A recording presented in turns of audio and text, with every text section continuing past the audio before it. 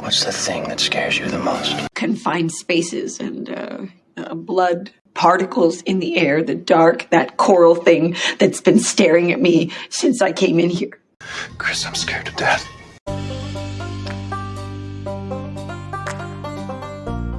Welcome to the Sum of All Fear podcast, the show that examines real-life phobias and the horror movies that prey on them. So pour yourself something strong, Feardos, and let's find out what makes you afraid.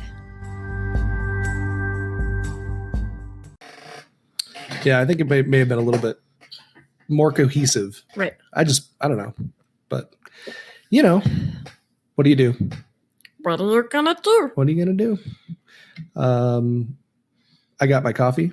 I got mine too. In my Shark Week mug. And there's a little bit of vodka in this Shirley Temple. Just a tiny bit? Mm-hmm. So I think we're ready to go. Are you ready to go? I don't know. My lackluster We're actually already is. going. Oh, thanks. Yeah. Thanks for telling me. Yeah. That's like the sneaky, we're not really recording yet. Let's talk like we're just Candid recording. Candid recording. There you go. Welcome back, Feardos. We are the Sum of All Fear podcast, the show that talks about real life phobias from a mental health perspective and then pairs those fears with horror movies that prey on them. And I'm Drew, a writer and horror nerd, and this is my awesome wife, Chris, a professional mental health therapist. Hi, I do the thing. You do things. I do the thing. Sometimes I do some things. Yeah. Sometimes you do some things. You do lots of things. We do the thing together. Yeah. And you know what I heard, Chris? What? I heard we're being called the Ben Haskam and Beverly Marsh of podcasting. Ooh. We've been up, you know, and you know that's why we're being called that. It's because I look so much like the guy that's playing the adult Ben in the new It movie. When we went to see it, I went, on. Oh my God, it's like looking into a mirror. It's uncanny. I have the exact same body type. Up to my eyeballs in it. Hey, we're going to Hollywood, baby. Oh man, I know. We are going to Hollywood next month. I couldn't stand it anymore. It's been such a crazy, stressful summer that I made like the unilateral decision a couple days ago that I'm like, we're getting the fuck out of Dodge and we're taking a little vacation. So we decided to go down to We decided.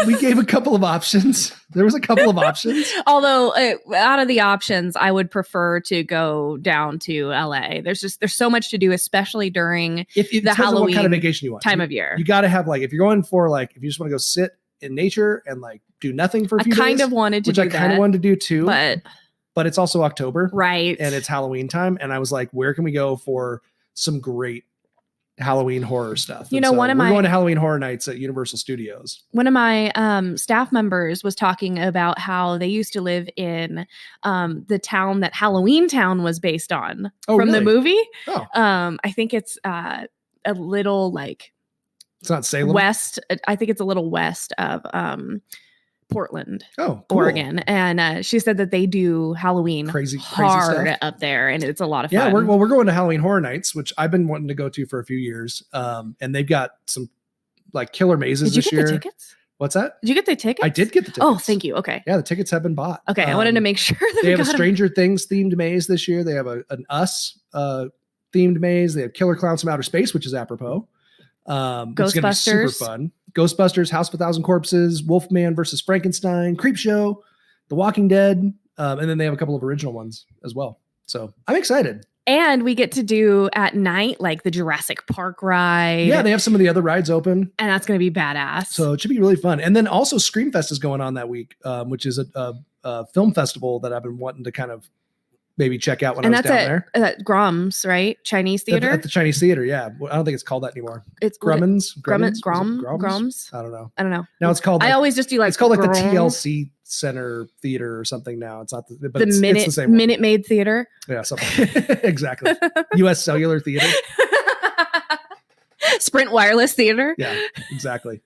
Went out last night and had a fun little watch party for It Chapter 2. Yes! So we are ready to go. We have all of our It notes. Although I have a billion notes for It Chapter 1. And It Chapter 2, I'm like, You're still trying to digest it. It's hard the next day to But we have watched It Chapter 1 at least 4 times, if not more. And I've watched the miniseries 2 or 3 times as well. So, we have the second chapter a little fresh, but we're going to really kind of dive in and process it during this episode. I think so. I think you're going to get the fresh hot takes right here. Ooh, fresh hot takes. Fresh hot takes. Ooh, I love fresh hot takes. Last night we went out and had our friends Creature Feature and Mr. Creature Feature. Mr. Creature? Chris and we have so many Chris's. There was Chris, and Chris last night. Oh my gosh, 3 Chris's. Jana and Drew. The Chris's outnumbered the non-Chris's. Yeah, no, we would take Metal over Chris the world. was out last night with us as well. Yeah. And he brought me another freaking awesome present. He's always bringing me so amazing. He's like, so cool. thoughtful. He brought me the score from the movie Prevenge, which is on Shudder right now. We have to check that out. Which I haven't gotten a chance to listen to yet, but I heard it's pretty awesome. It So I'm looks excited insane. about that. Yeah. But it was so much fun hanging out with the Feardos last night. We got seats at the old IMAX theater, and someone brought their sick baby.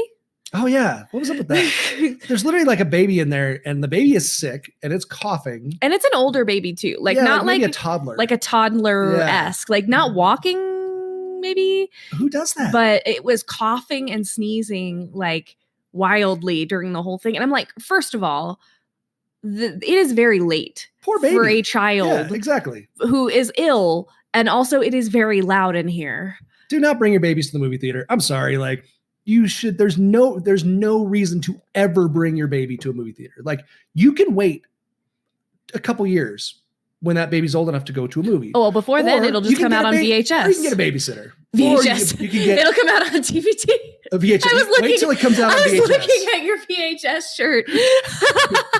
You might be waiting a really long time. But wait for it till it comes out on VHS. Looking at your VHS shirt. You have to get into a time machine and go back to 19. That's why they're 1989. like, you know what? Fuck this. I'm bringing my baby to the theater. I don't want to go back and get a VHS. That's right. It's gonna take forever. Fuck. You're going to a movie theater. What a process. No. Yeah, that was weird. I don't like it. But otherwise, we had a blast. They were giving out posters. We got special It cups that say "I love Derry," although I really wish it would have said like "I love Beavers" or something like that, because that is the Derry mascot. Sorry, they had those "I love Beaver" hats. Yes, I would. If they would have given out those hats, that would have been the best thing ever. Yeah, that's my favorite line from It Chapter 1 was when he said, I have it written down exactly word for word, so let me find it so I don't screw it up, because I will. Let's play a quick. Remember these things. Let's play a quick game real quick. Let's play. How many times did we get up to go to the bathroom during It Chapter 2? I didn't get it one time. Me either. Yeah, we did really well. We did so good. We planned it well.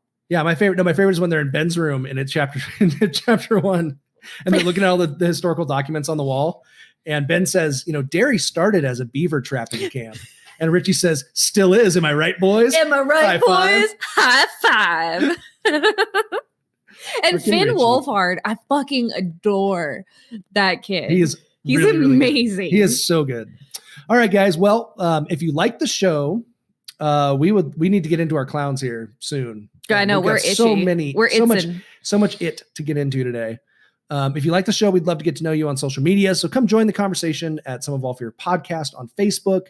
And at Some of All Fear Pod on Twitter and Instagram. And if the spirit does move you, you can support us on Patreon, like our awesome friend and Feardo James from the Eek Channel podcast.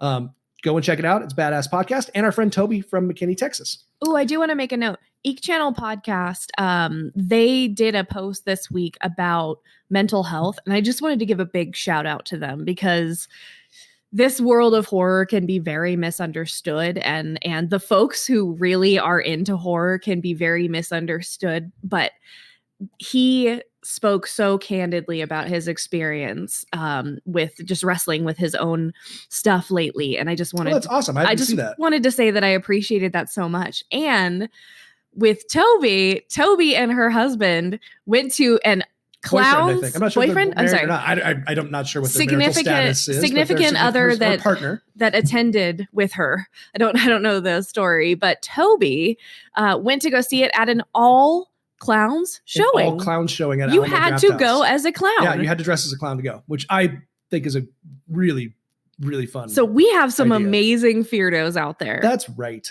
So way to go, guys! And of course, we would love for you to go to your podcast apps right now.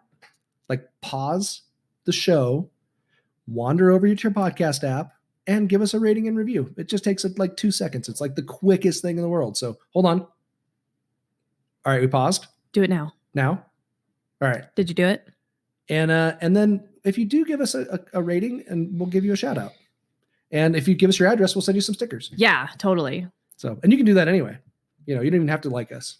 We'll just send you stickers anyway. Yeah, we can send you stickers and you can burn them if you want. Sure. That's fine. Sure. Whatever you want to do with them, we'll just send them to you. To the sticker gods. Yeah.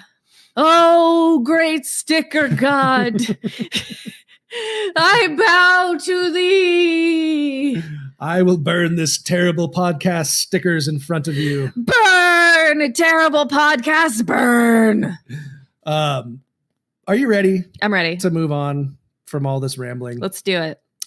All right. Well, it's time for the world's greatest Stephen King based trivia game.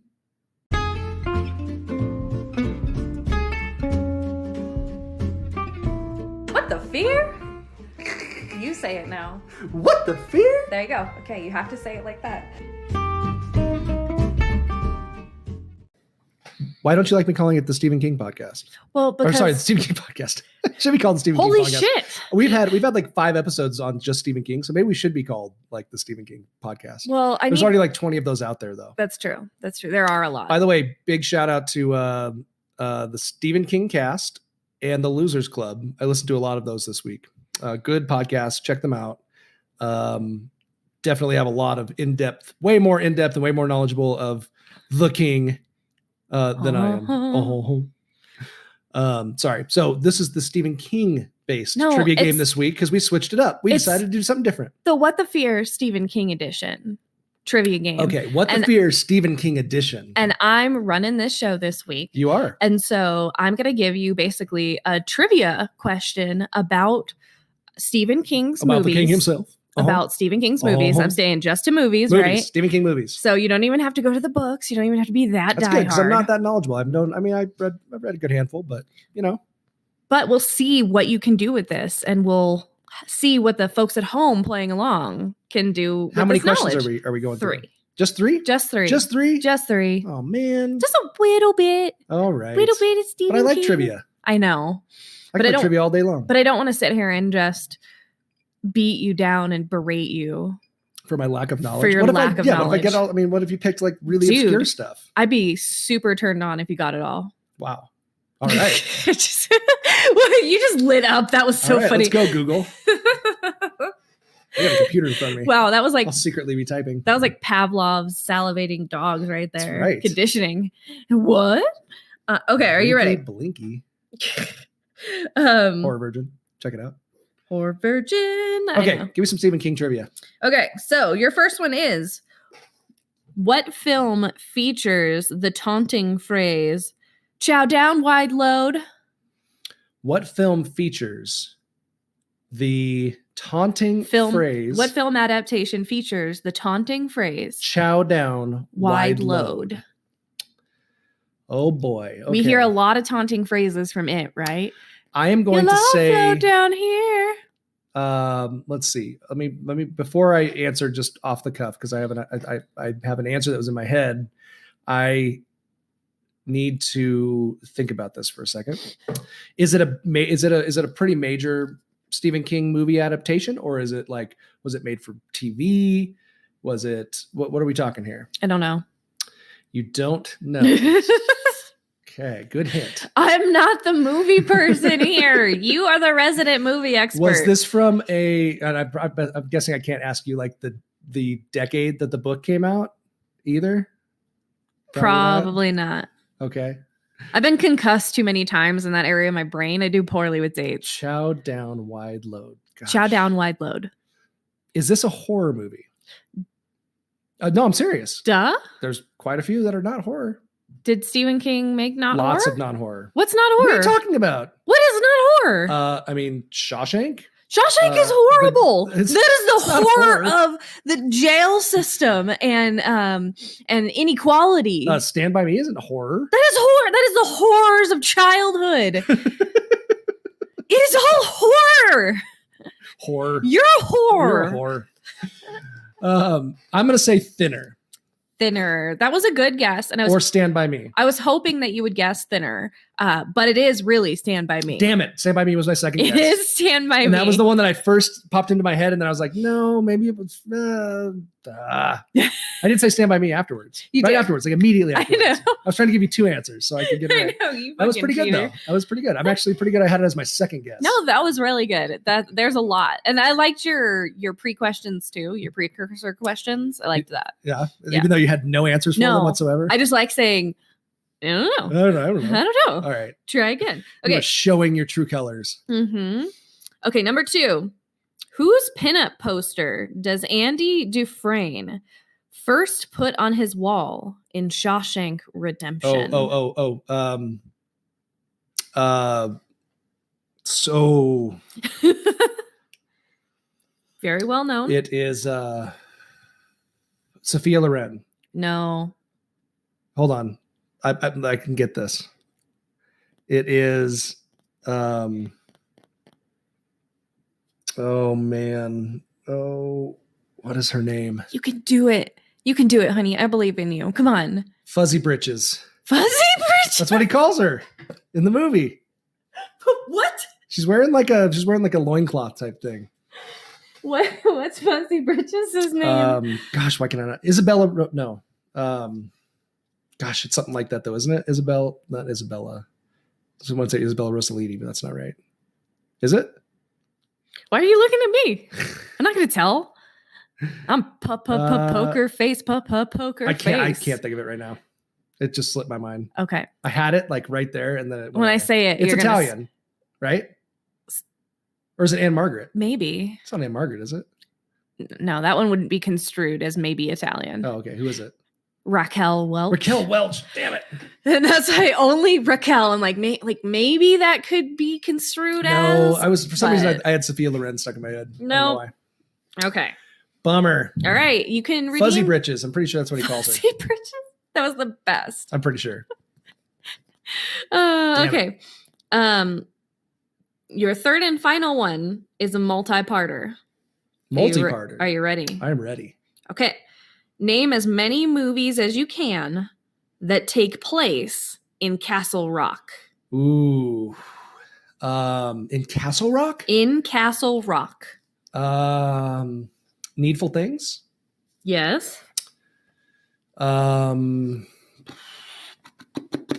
Oh boy. Shawshank?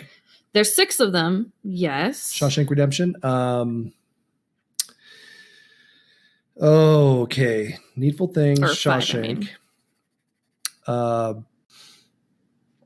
mean. Cujo. Yes. That's 3.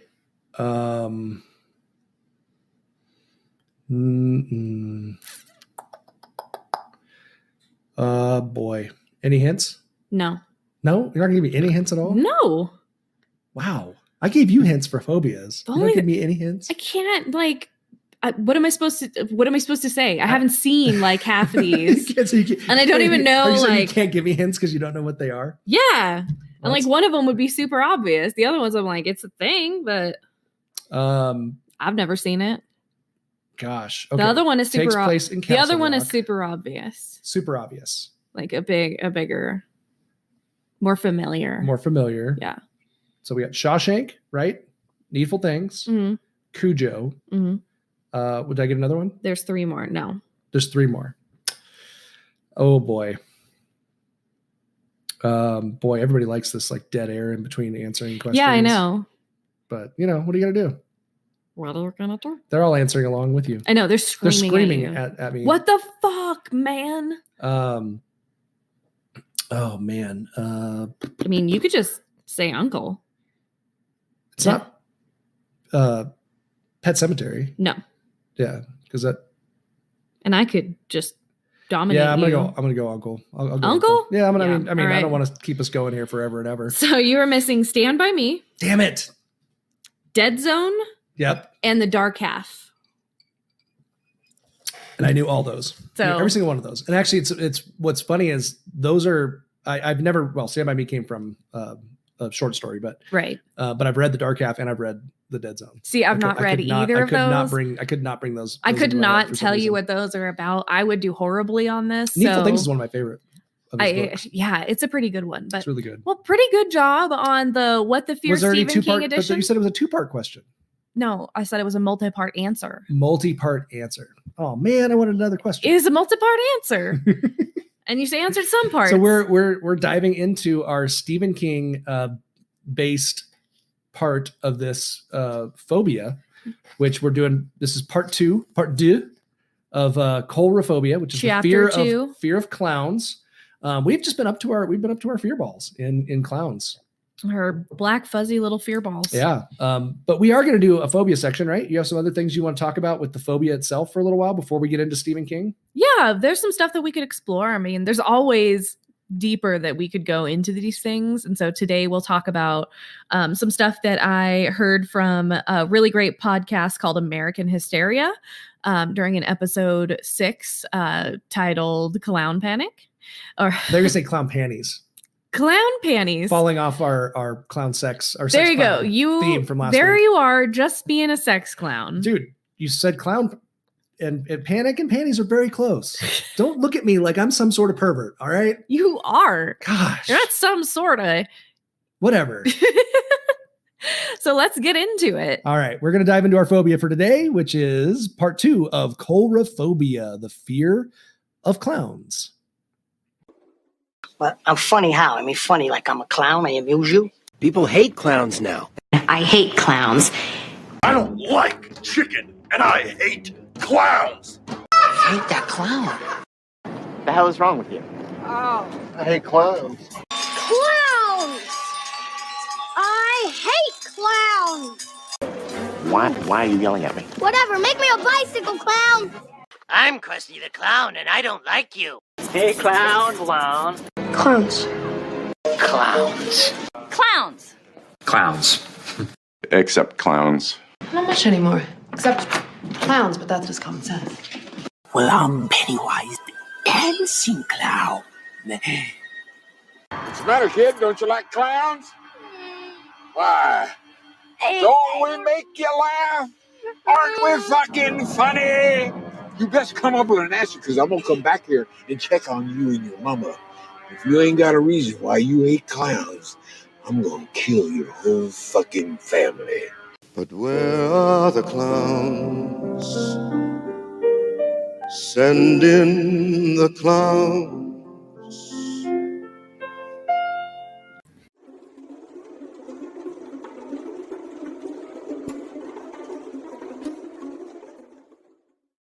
All right. Are you ready to talk a little bit about this this phobia a little bit more? Because we dove into it last week, and there is so much about the fear of clowns out in the world. Let's dig a little bit more into it. Well, and this week I don't want to touch so much on the phobia itself, but more of the effect that clowns have had over, let's say, the last 60 years on society at large, and how our perceptions of clowns have morphed over time, and why that is so pivotal when it comes to nowadays when we're rewatching these things and things like It are coming back at again, why these concepts are still so terrifying to us. Well, and then you're going to dive into, once we get into the books, we're going to talk about the book, we're going to talk about the miniseries, we're going to talk about the movies, the new movies. You're going to dive into a lot of the psychology behind those particular absolutely that particular franchise too, quite a bit. So what do you got for us? Well, the impact of clowns really hit its kind of height in the 1960s. We saw Bozo kind of hitting his top peak. There was almost a 10-year wait for Bozo's shows in the 1960s to actually go and be a guest on the show. Yeah. Yeah. And many companies used clowns as branding in the 60s and 70s. So we see McDonald's, we see the use of clowns in advertising so as a positive, much as like a positive thing. Like here's the clowns are happy and they're sweet and they're nice and they're kids love them. So let's use them in our branding. Right. And which we talked about a little bit last week. We talked about that history. Exactly. And even when we look at like psychology, Carl Jung The jester is one of Carl Jung's archetypes, or kind of categories of symbolism that stretch across times and culture. So these recurrences that we see despite any sort of distance or generation, it's like the society's collective unconscious almost. And so this archetype of the jester, the fool, made the clowns actually sacred from this archetypal perspective. They were the ones that helped society vent their anxieties about things that were incredibly terrifying or stressful or saddening. And it actually brought people together as a group collectively. It's a way to like get over tragedy. It's a way to get over, as a society, it's an archetype of those things that we use to help us get through things, right? And to mourn or whatever by bringing levity. Right. And that's such a powerful tool for clowns to have played, or clowns or jesters or whatever you want to call them. I'm going to call them clowns for this just now. But for a clown to play that role emotionally during some really taxing times. I mean, at funerals in ancient Greece, there were professional roasters that got hired and came to the dead's funeral and let the community, and mimicked and mocked the dead. Mocked the dead and made jokes about the dead and roasted the dead. Let the community and the mourners vent the anxiety about death. Which I want it to be known right now. Like when she was studying this earlier and told me about this, she said this was how she wants to be mourned when she dies. So consider this is it right here. Take this to our lawyers when I pass away and just say, this is evidence. This is evidence of what she wants. She wants to be roasted. I want to be roasted by like Anthony Jeselnik or something. Yeah, your friends aren't good enough. We can't. No, roast my friends too. Whatever, dude. I want to roast you. But I would maybe he can host. Yeah, he'll host. But we'll get it on Comedy Central. Don't you worry. By that time, this podcast is going to be so huge. It's going to be an international affair. It's going to be huge. It's going to be huge. And so we're going to have mourners from all over the world. And so we'll have Comedy Central roast your funeral. Yes, that'd be awesome. Comedy Central roast. And we'll have an open casket. It'd be the first open casket on Comedy Central. Yeah. That's awesome. Yeah. I like it. Absolutely. Prop me up and then like beside the jukebox. If I die. Yeah. Put me in compromising situations and poses. That would be great. But seriously though, like think about how valuable it would be and how cathartic it would be for your family and your friends and your loved ones at your funeral to hear kind of the raw truth or kind of these things about you that maybe everybody has kind of been thinking collectively, but no one has ever said. And they're kind of allowed to, they're kind of allowed to be the ultimate contrarian, which so vulnerable about something that's much bigger than yourself, right? So there's, the personal clowns, and then there's the clowns that kind of reflect on society. And we see a lot of that theme in it. Well, it's kind of what a comedian is too, right? Exactly. Like a comedian plays that role as well, which is, when you're behind a microphone or you're behind a mask or you're behind makeup, you have the ability to say and do things that other people can't do. Right. And you serve a purpose to other people, which is, wow, we all recognize the lines that he's crossing. And that actually reinforces societal norms. Like, oh, okay, we all understand that that's the wrong thing to do here, right? Okay, that was a weird thing. Okay, move on. That's funny.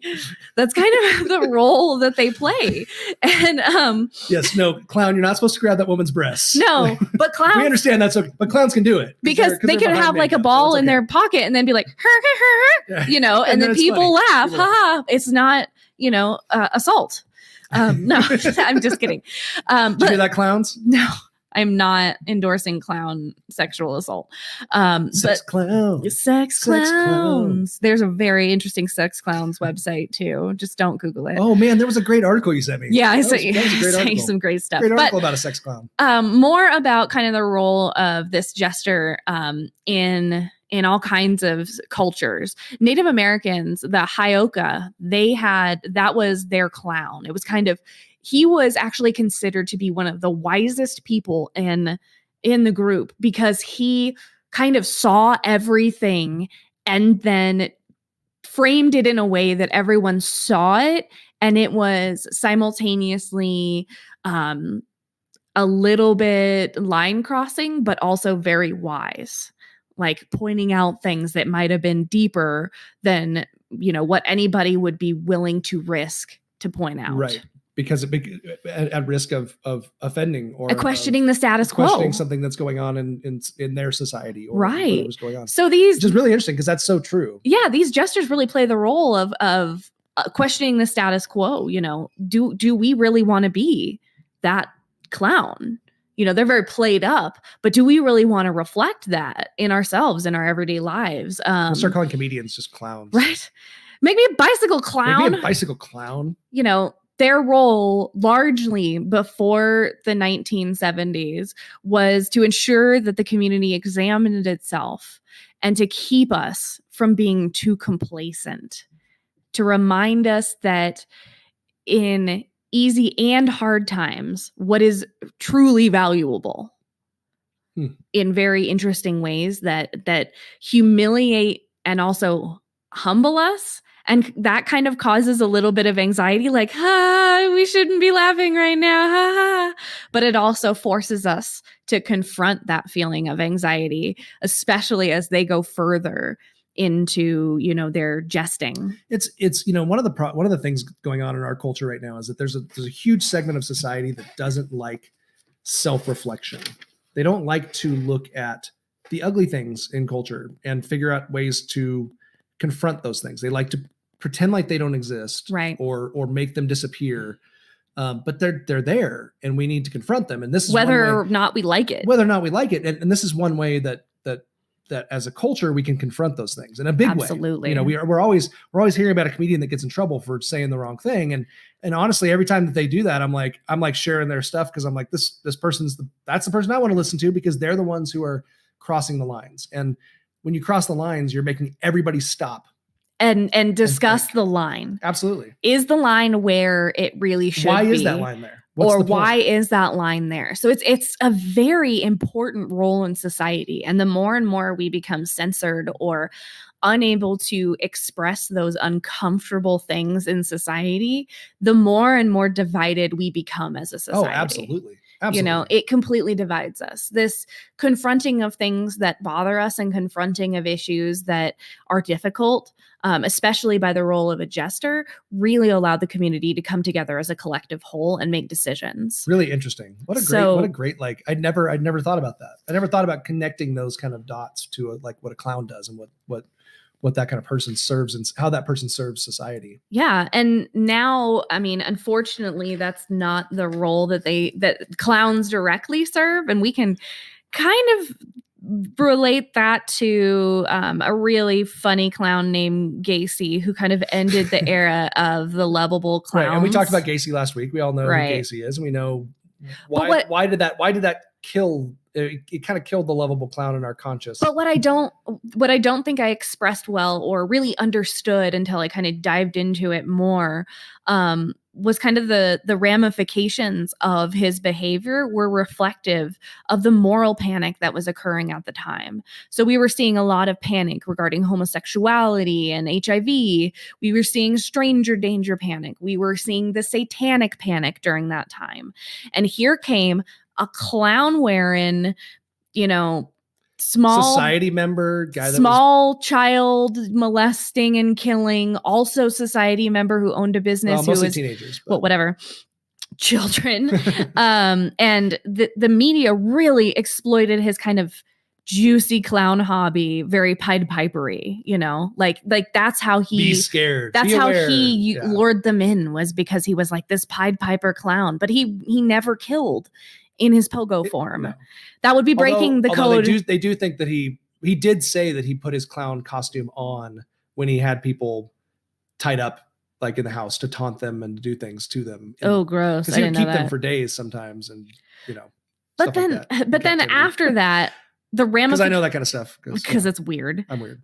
The ramifications of that was like this phantom panic, this legend, especially in like April 1981, where virally back in 81, there was these reports of all these clowns and in towns and like hiding in bushes and chasing people with knives. And there was this clown panic. Yeah. Really Clowns soon without after. pants on. There was a clowns without pants on report. There was a sex clown report in a city park. Fun fact, not to take you off track real quick, but John Wayne Gacy used to pick up his victims across from my college. Oh, that's There's terrifying. a park right there that actually we kindly referred to as Gay Park. Ooh, because there was a lot of male prostitutes that used to hang out there. That's very insensitive. Well, it was true. It was at the time. I know. it was accurate. I understand. But like but that was the reason why Gacy would go there, because Gacy definitely had that that latent, he had that what's the word I'm trying to look for? Repressed. Thank you. Homosexuality. And that was one of the things that fed this urge of his. And he even said that later on. Sure. But then after Gacy, after this clown panic, we see the emergence of movies like Poltergeist and the 1986 book It, followed by the 1990s, TV series.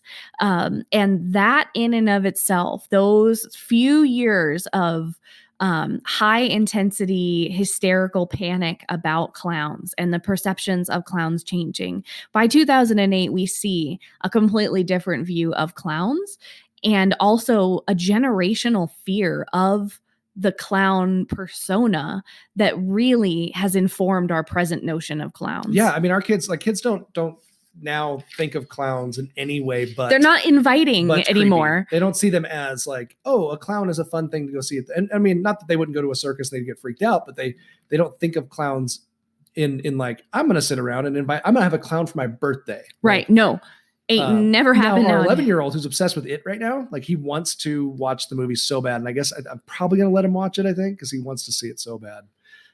Dude, if he starts screaming things that Trash Mouse screams, that's like when he's on his Xbox, Xbox, I'm like, a little rough.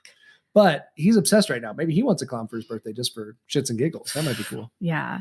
But I want a creepy clown for my birthday. And right now, like we are all, the way that we picture clowns, the information that we've been given on clowns is that they creep us out more than they are enjoyable because they break social norms, they push limits. And there's two things that really, when we think of things that creep us out, we think of things that force communities apart because communities are meant to be together for their safety, right? So the things that drive people apart, that creeps us out. And the things that make us physically unsafe. So things that elicit the fear, flight, or freeze response. And our brain with clowns nowadays really wants to kind of assess the possible threat that they pose on us instead of seeing them as this joyful, knowledgeable, wise, even perceptive mirror of society. So weird because that's totally not how they're viewed anymore. No. And I mean, I think I always look at it in context. I mean, I think like if you're in a circus, you might view clowns in one way. If you're at a rodeo, you might view a clown in one way. But I think by and large, most people nowadays, they think scary clown. They think of Pennywise. They think of the evil clown. Even McDonald's has phased out. Yeah, Ronald McDonald's been pretty much gone. We talked about that last Ronald week. McDonald House is just a silhouette. A silhouette. Yeah. Because it's creepy. Yeah, I mean, we talked about that last week, but that's how the advertisers aren't going to do. They're not going to use a clown in their advertising if they're advertising, to kids or to, it doesn't have the same response anymore. Ronald McDonald House, it's like, oh, we're going to help the needy kids. Like, we're going to make them shriek in horror as our mascot comes in the room. We'll remind them what's truly terrifying in life. Mm-hmm. But so I just wanted to preface all of our discussion about it because I'm going to bring a lot of this background knowledge into it and kind of how into it and how it uses that to achieve its goals and purposes. Well, I think, thank you for that. Sure. That was fun. Yeah. And I think go listen it's really interesting. It's really interesting that how the cultural perspective of that and how that kind of relates to our modern day kind of jesters, our comedians are. Go listen to American Hysteria. A lot of my information just come turned from you there. onto that. Amazing last podcast. Night, right? Amazing. She just turned you onto that last night, didn't she? Very cool. So thank you, Creature, for giving you a new podcast to listen to. Great job, As if you Feature. didn't need a new one already. I don't. You can never have too many podcasts. Well, we are going to really dig in. We know that this Stephen King It thing is a cultural phenomenon. It has been for a couple of generations, but especially nowadays with the current circus of politics. Oh gosh, yeah. Circus of politics right now. Yeah. But I think that the new movie, the movie that came out in 2017 did fantastic. The release that just came out this week had so much buzz around it. My generation, anybody who grew up that was in there, anybody from like their, maybe late 20s to early 40s, this miniseries that came out in 1990 was a big deal. And my mom bought the book in 86 because it was sitting on our, it was around the house for as far back as I can remember. So the book was there. I read the book in high school.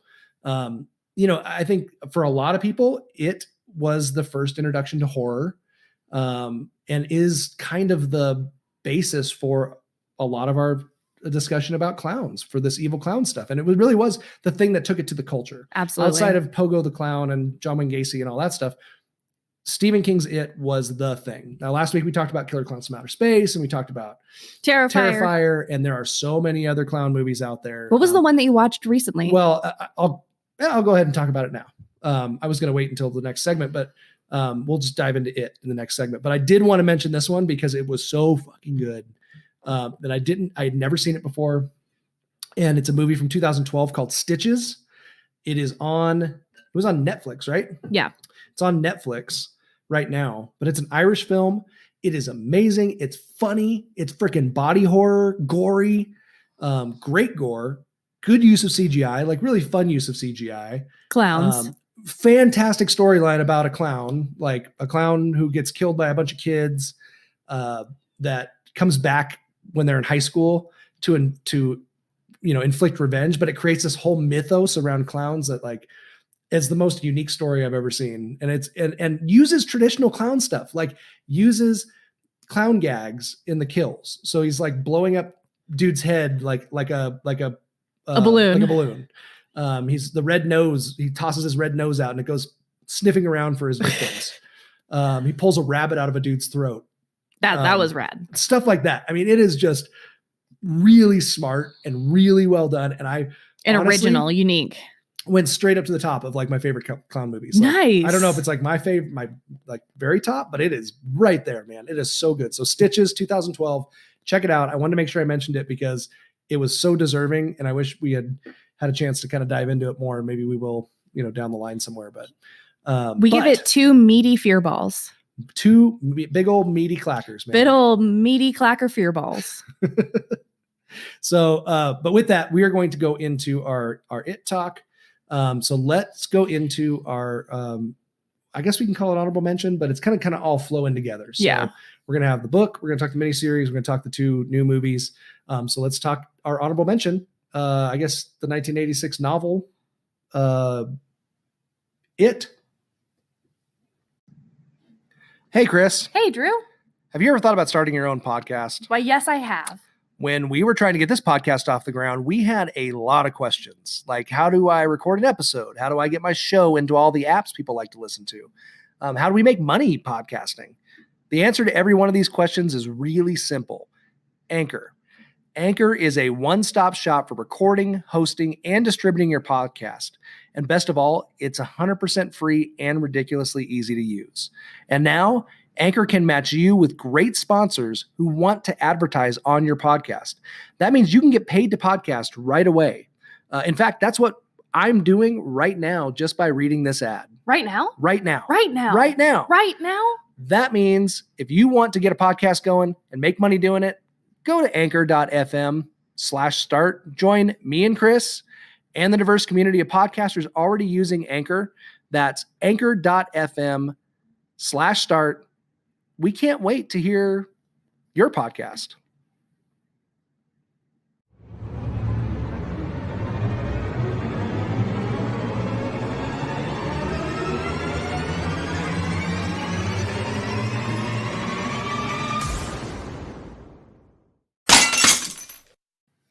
So I'm staring at a Funko Pop of Pennywise and a, I don't know, blind box character Pennywise thing where you get the mystery little figurine that I bought the other day. And it blows me away what a phenomena this Clown franchise is, right? I mean, and it really didn't become, I think we needed everybody who grew up in the 80s to get into their 30s for it to be like a giant thing again, right?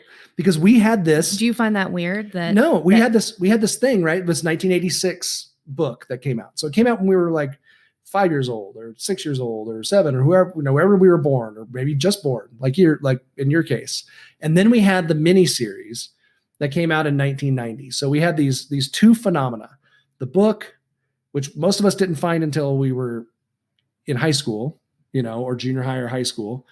And we have the miniseries, which so many of us like watched with our family in 1990 as 5-year-olds or 10-year-olds or whatever, however old we were, that introduced us to horror, right? That was our kinder trauma. That was our first introduction because it was accessible. Yeah. Right. It was on TV. It was right there. But I want to talk about those two things before we get into the new movies, because, the book is Stephen King's magnum opus, you've never read it. No. It's a daunting task. Yeah. I don't know that I have the patience.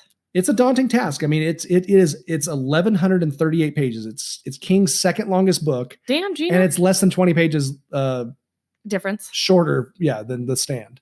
So The Stand is 1,153. And King fans have always been kind of divided about this, right? They've always said you're either like a King It guy or a King Stand I prefer guy. The Stand, or I prefer the King. It seems like that's not the King, the It. The two camps, right? You're an It person, or you think The Stand is his best book. Sure. And I've always kind of leaned towards The Stand. The Stand, I read The Stand around the same time that I read another book called Swan Song.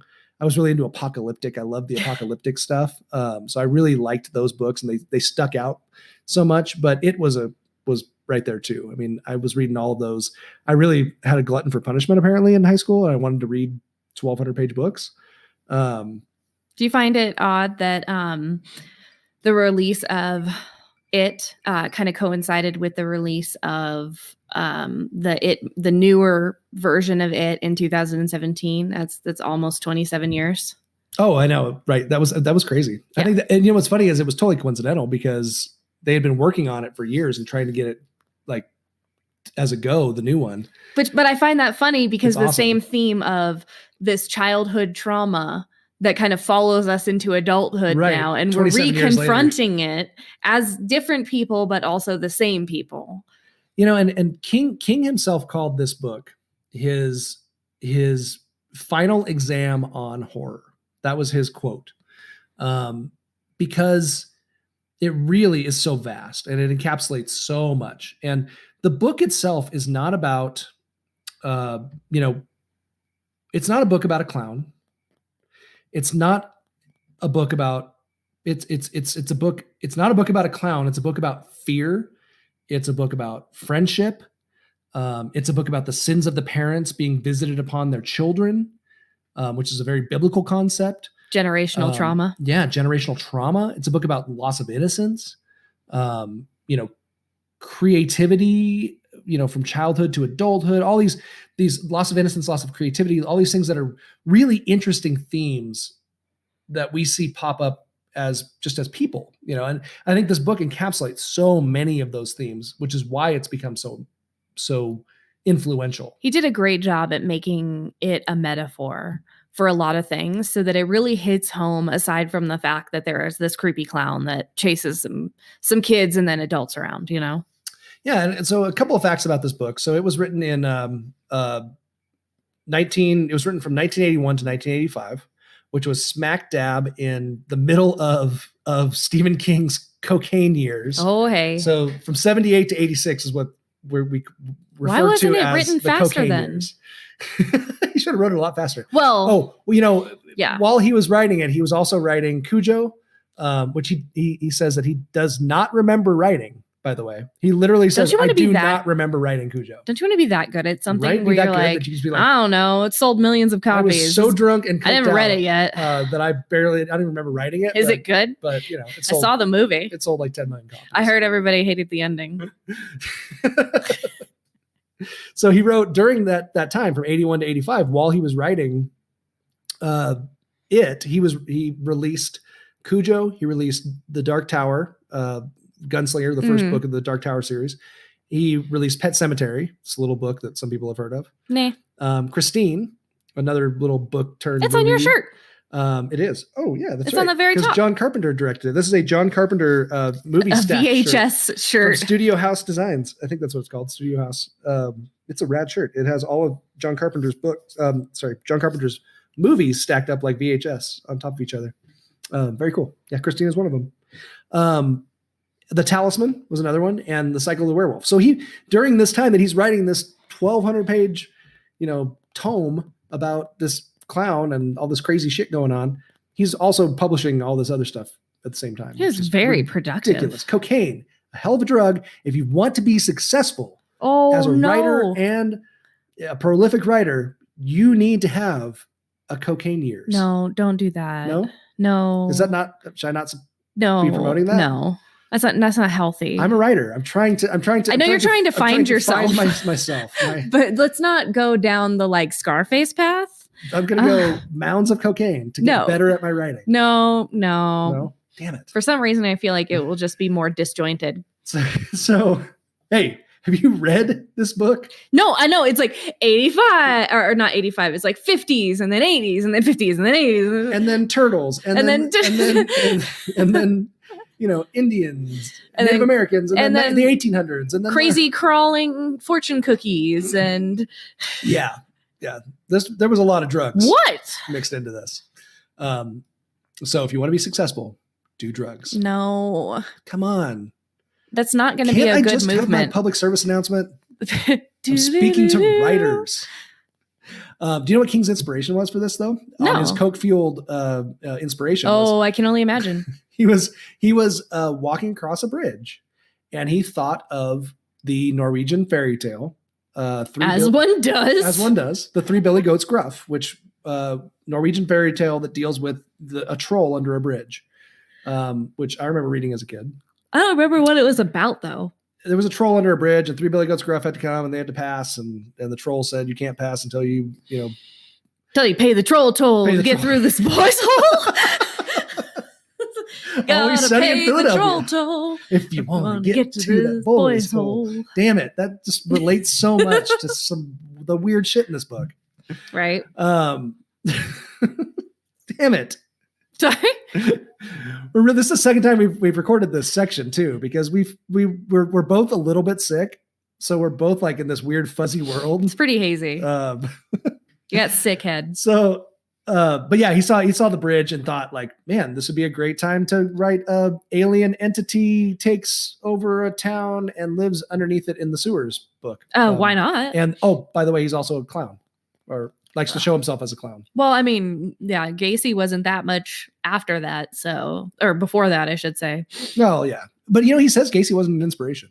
He has actually said that it was not an inspiration. It's got to be in there somewhere, though. I mean, he said he was most inspired by Bozo and the clown from Howdy Doody, which was Clarabelle. And Clarabelle, look up Clarabelle. Clarabelle is a very creepy clown. That was Howdy Doody's like sidekick or mute partner, didn't talk. And that's who he got the inspiration. Interesting. Of Pennywise from those two clowns, kind of meshed them together. And then added Coke. Well, it was interesting too. And when Pennywise in the book first introduces himself to Georgie, right? He's in the sewer. Georgie comes and he says, "Hi, Georgie," all that stuff. He says, he doesn't just say in the movies, it's just, "Hi, I'm Pennywise the clown," Pennywise the dancing clown. In the book, he says, "My name is Mr. Bob Gray, otherwise known as Pennywise the dancing clown," which I was like, where the hell? That's why? A weird thing. Who is this Bob Gray? Well, the theory is, and I didn't look into this super, super deep. It might be wrong. And again, if you're a Stephen King nut, let us know if we're wrong, because I will be wrong on lots of stuff. I'm not an expert on any of these topics, just so you know. Not an expert. But Robert Gray was an alias that was used by, see if I wrote this down here. Yeah. Robert Gray was used several times in the novel. And this might be an allusion to real life child cannibal. One of my favorite cannibals of all time, Mr. Albert Fish. Oh yeah. He's a top 5 cannibal. He's a top 5 cannibal. At least. For sure. Because he used that as one of his aliases, apparently. Wow. Which is really creepy. That's but it makes sense because Pennywise eats children. Albert Fish ate children. Oh, hey. Yeah. He also printed some recipes about how to cook your children. Albert Fish did, didn't he? Yeah. Yeah. Yeah. They're like until the buttocks is, That's right. fully cooked through and juicy white. Yes. Like it was super creepy. Right. What was it? What was the last podcast on the left said, what was the word they used for balls and penises? Do you remember? Genitalia. Oh my gosh, it was the funniest thing ever. Gosh, listen to the last podcast on the left episode of Albert Fish, because it's quite entertaining for being about a child cannibal, a child murderer who. Well, ate, they do lighten things up. Pee-wees and. Do you remember what it was? No. Oh, it's monkeys and peewees. Monkeys and peewees. Give me some of those monkeys and peewees. Is that what it was? Yes. Pretty close. It's horrible. No, it is. It's peewees and monkeys. Oh, it's so weird and gross. So, anyways, that was so the book was based on that. The setting of the book was Derry, Maine, which is based on Bangor, Maine. Where kind of he decided it was a good working class town that just kind of fit what he was looking for the setting of this book. You were saying that there's been a big It celebration there this week. Yeah, from the Box of Oddities podcast, they live in Bangor, and they were saying that they have Bangor? This. Do they call it Bangor? I don't know. How do they refer to it as? Bangor. I've heard Bangor. Bangor. I don't know. I'll have to listen more closely. I mean, I've always heard it called Bangor, Maine, because Destination Bangor, Maine. Worn out old suit and shoes. I don't pay no union dues. Perfect. King of the Road. King of the Road. I guess you're wondering. Oh, we were all wondering. No. They live in Bangor, and they said that in the days leading up to the premiere, people or probably advertisers for the movie have gone around Bangor and done some really really things, like tie a red balloon to a storm drain grate, and so much fun. Left little yellow boats around and gutter drains. Oh, that'd be so all kinds fun. Of stuff like that. So really kind of made it. Well, he lives there too, doesn't he? He lives somewhere nearby, and wasn't he there at the premiere there? Or something. Yeah, I think he was at the premiere there in town, and just hanging out, talking to the audience, and giving a little talk before the movie came on. And his cameo in the movie was great. It was great. We'll get there. Everybody hated the ending. But so it's a self-referential. So anyway, so that's the book. And the book came out and it was a big phenomenon. Everybody read it. But let's dive into the first adaptation of this book, which came out in 1990. And that was the miniseries of Stephen King's It.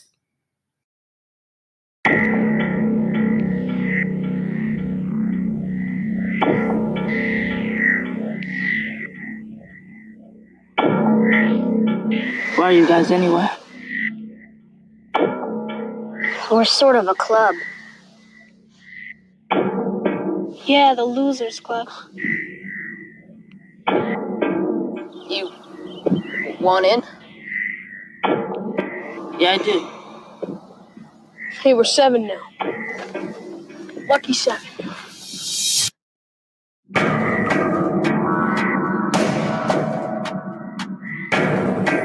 I want to kill it. I just want to forget about it. It's not just us. It's all the other kids, too. Who's gonna be next? It kills kids, damn it. Killed my brother George, you bastard! Let's see you now. Maybe it's the water. The water. Maybe it's the sewer. Hiya, Georgie.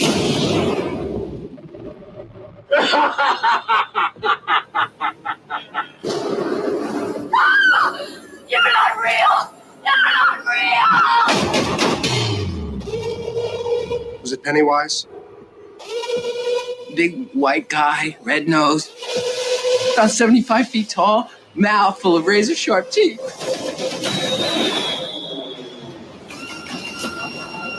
You smell that? That's death. Losers fight it. Losers die. They all flow.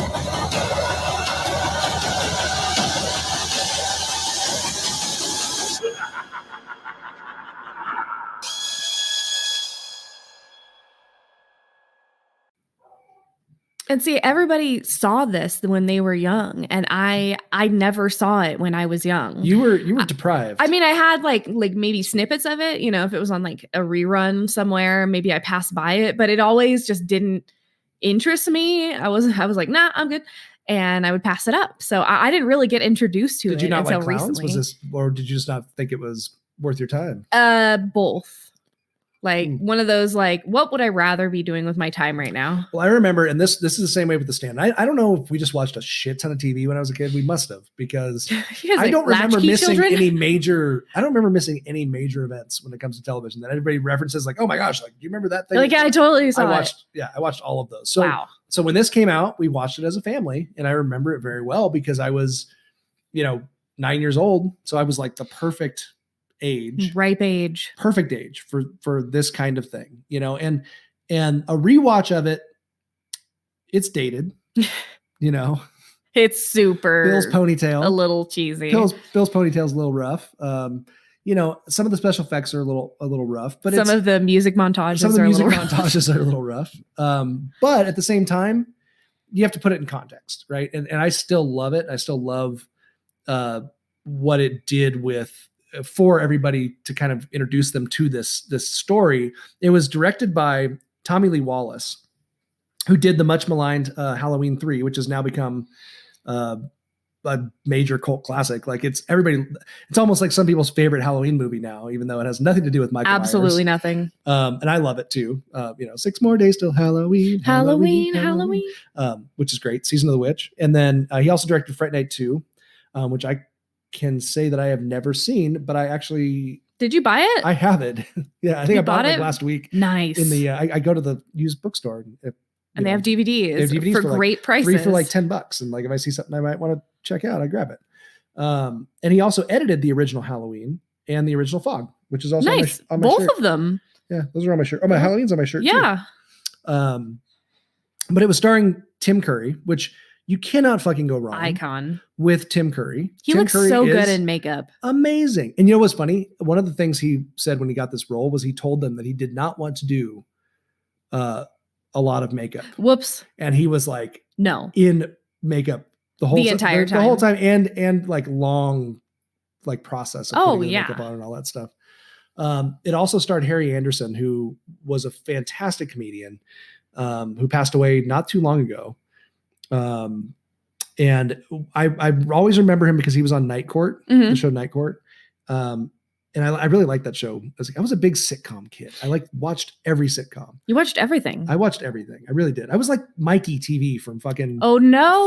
From Willy Wonka and the Chocolate Factory. You would be Mikey. Wasn't it Mikey? That was yeah. His name, right? I seen everything. Pew pew pew. I know every commercial, every jingle.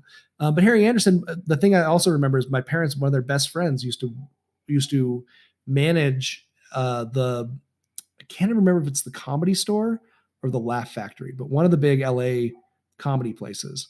And they always said that their favorite person was Harry Anderson. He was the nicest person. He was the sweetest to the staff. He tipped them the best. He was one of the nicest people. And that Jay Leno was a giant asshole. And that David Letterman was very nice. Oh, good to know. Yeah. So there you And then it also starred John Ritter, who Right. again died way too young and way early and very tragically. Wasn't he known in Hollywood for being very kind as well? Also very kind. Yeah. Another person that people always used to heap praise on as being just a really sweet person, really good person. Obviously Three's Company, you know, Right. we know Problem Child, all those things that we saw him in growing up. He was a great dad. And then the kids, you know, had the kids in the movie. You had Jonathan Brandis, who was kind of a teeny bop star that was on the front cover of a lot of like Tiger Beat magazine and shit like that, who also died very tragically. Him and I'm John seeing Ritter, a connection. Him and John Ritter both played Bill, and they both died in 2003. And Jonathan Brandis committed suicide, hung himself Oh my God. in his apartment stairwell, Oh no. like outside of his apartment, which is really crazy. Oh my gosh. Very sad, very tragic. And then Seth Green played Richie. And so weird. That guy went on to do nothing else. All I can hear is Robot Chicken. Every voice on Robot Every Chicken. voice. So it had a really interesting cast. And I think they did a really good job, especially for the time, you know, for when it came out. And again, it was one of those miniseries that just stuck in everybody's head. And it left a lasting impact. We watched it today, and I had already watched it once this week, so I've watched it twice this week. So I've gone through 6 hours of the 1990 miniseries this week. And it's, like we said, it's definitely dated, but it deals with it manages to tiptoe around the material really well. And I think it, for the time it came out, it dealt with some stuff head on, the racial stuff and some of those things. It kind of dealt with those things kind of head on. That were also relevant to the time. Absolutely. But it obviously excluded some things that probably could have been in, that I think the new movies brought in a little bit better. Were able, because of the time, because it was a made for TV movie in prime time, that they couldn't exactly, you know, have Richie talking about dick size and, you know, making the jokes he was making and all that kind of stuff. And the doing language. Your mom. It did the best it could for the time that it came out. One thing I kind of pat on the little head. The very beginning of the movie is a scene that's not even in the book. So the little girl and she's driving her little tricycle. Yeah. But one thing I noticed that I'd never noticed before was that it's raining out, right? And she's singing "The itsy bitsy spider went up the water spout." It ends obviously with "Down Came the Rain." But it ends with you know, the creature turning into a spider, which is kind of it's gross. It's like they call that like his natural form or whatever is the spider. They think that's like that's when he's showing his true self. Ugh. It's the spider form, right? We know how much you love spiders. No, but I thought that was a really nice touch that I had never noticed before. That she was singing that before she got murdered. And then it covers the cops like covering up the disappearances and that stuff in the beginning of that as well, which didn't really get into much in the new movies. It was much more popular in the 90s to cover up for cops than, I mean, it's still popular nowadays. But. So I'm not gonna break down the storyline at all, because we're gonna get so deep into it. We're gonna get so deep. We're gonna get fear balls deep. Thank you. Fear balls deep into this story. But I did want to mention these two things: the book and the miniseries are what really inspired all of these remakes. It's what made these remakes and possible. what made my childhood.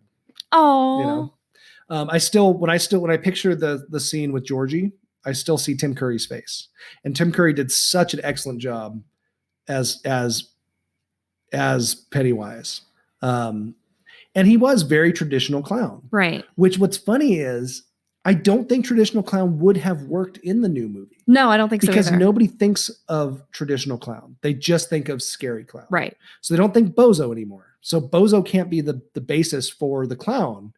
It has to be something else. Right. Otherwise it's too comical and you won't take it seriously. But he also wants to be disarming enough to where you kind of second guess yourself, like, oh, but it's a clown, right? Like they're good. And Tim Curry just does a bang up job, like just so good. He looks so good in makeup. That Tim Curry does is amazing, and he's such an icon. And it's sad he's kind of in deteriorating health these days. I think he was in a wheelchair. I think he had poor guy. I'm pretty sure he had a stroke, I think, a number of years ago. Wow. But he did so many cool, so many amazing characters. Such an icon. That just like were the characters that we remember from being a kid. But let's dive into what everybody has been watching this week, which is our remakes, what do you want to call them? The new chapters. The new chapters, the new chapters. The modern movies. Chapters. So we'll start with chapter 1 because we want to dive into this one first.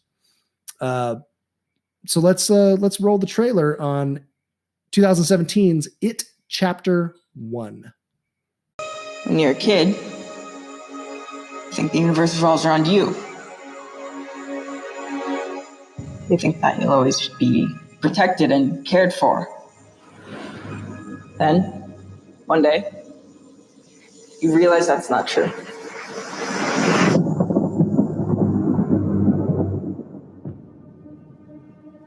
Because when you're alone as a kid, the monsters see you as weaker. You don't even know they're getting closer. Till it's too late.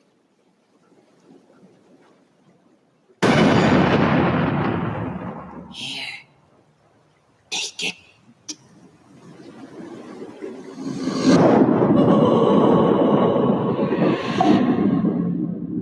My grandfather thinks this town is cursed. That all the bad things that happen in this town are because of one thing. An evil thing.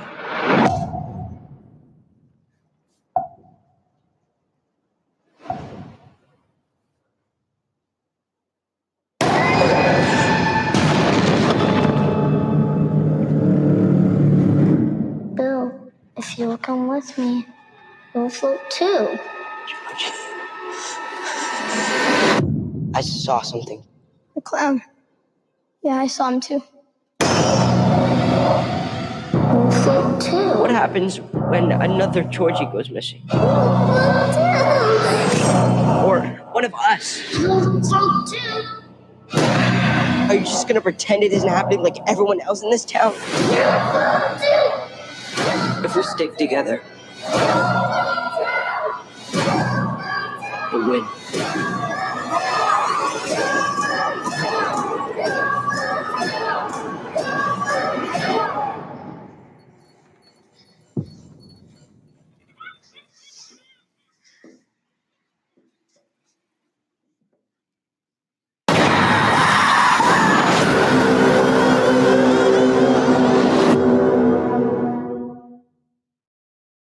So 2017's It Chapter 1 was where we got started on these remakes a couple years ago. And you had not seen it until recently. Right. This week. A few weeks ago. Well, a few weeks ago, I showed it to you for the first time. Right. We were like, okay, we're doing Fear of Clowns. You got to watch it. Have you not watched it yet? And I went and saw it in the theater, I think. Yeah. Who did I go with? I don't remember. How did you not go with me? I don't know. I think you went by yourself, maybe. I might have, actually. Yeah. But so you had just seen it for the first time and you fucking loved it. Oh, I feel like they slam dunked the butt fucking brains out of the first chapter. Jeez. Language.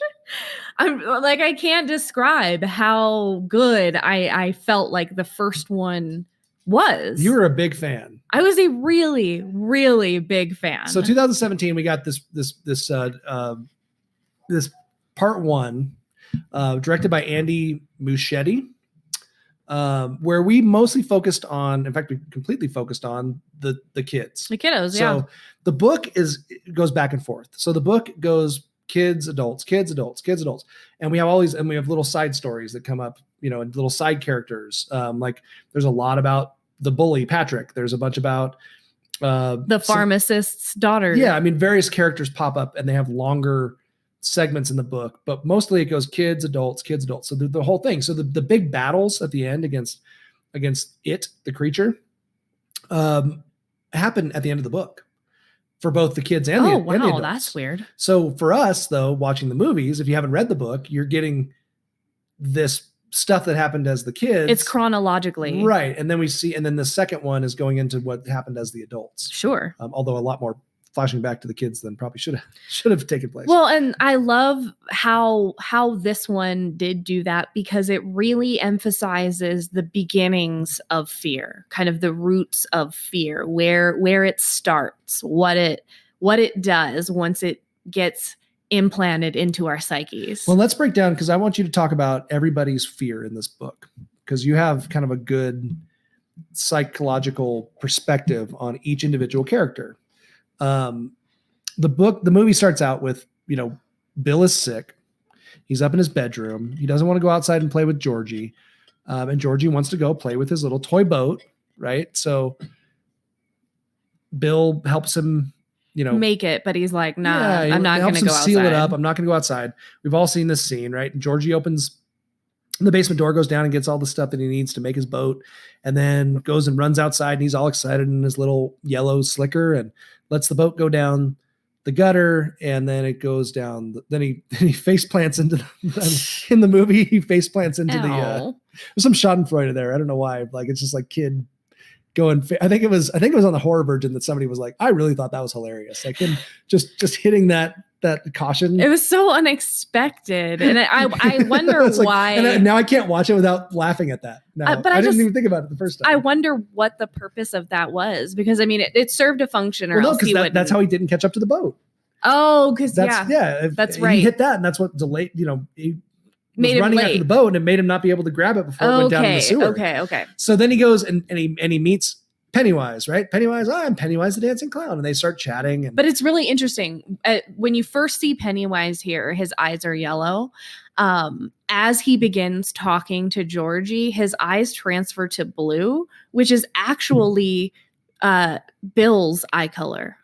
So it's changing, but it's changing from something alien to something more familiar, human, right? Because that's his MO, is to try to draw you in, to be alluring. He's going to draw this kid into his mouth. Kind of like that idea of like that which is most familiar is also most terrifying, but also alluring, right? At the same time. So at first he's like stranger danger, right? Yeah, like because it's the 80s, so he's stranger dangering. We need to talk about that. How this one was set in the 80s, right? And not in the right. So the original, so the book, some of you may know, but the book was set in the kids were in the 50s and the adults were in the 80s. The movies, they moved everything up, so the kids were in the 80s. And the adults are now in like present time.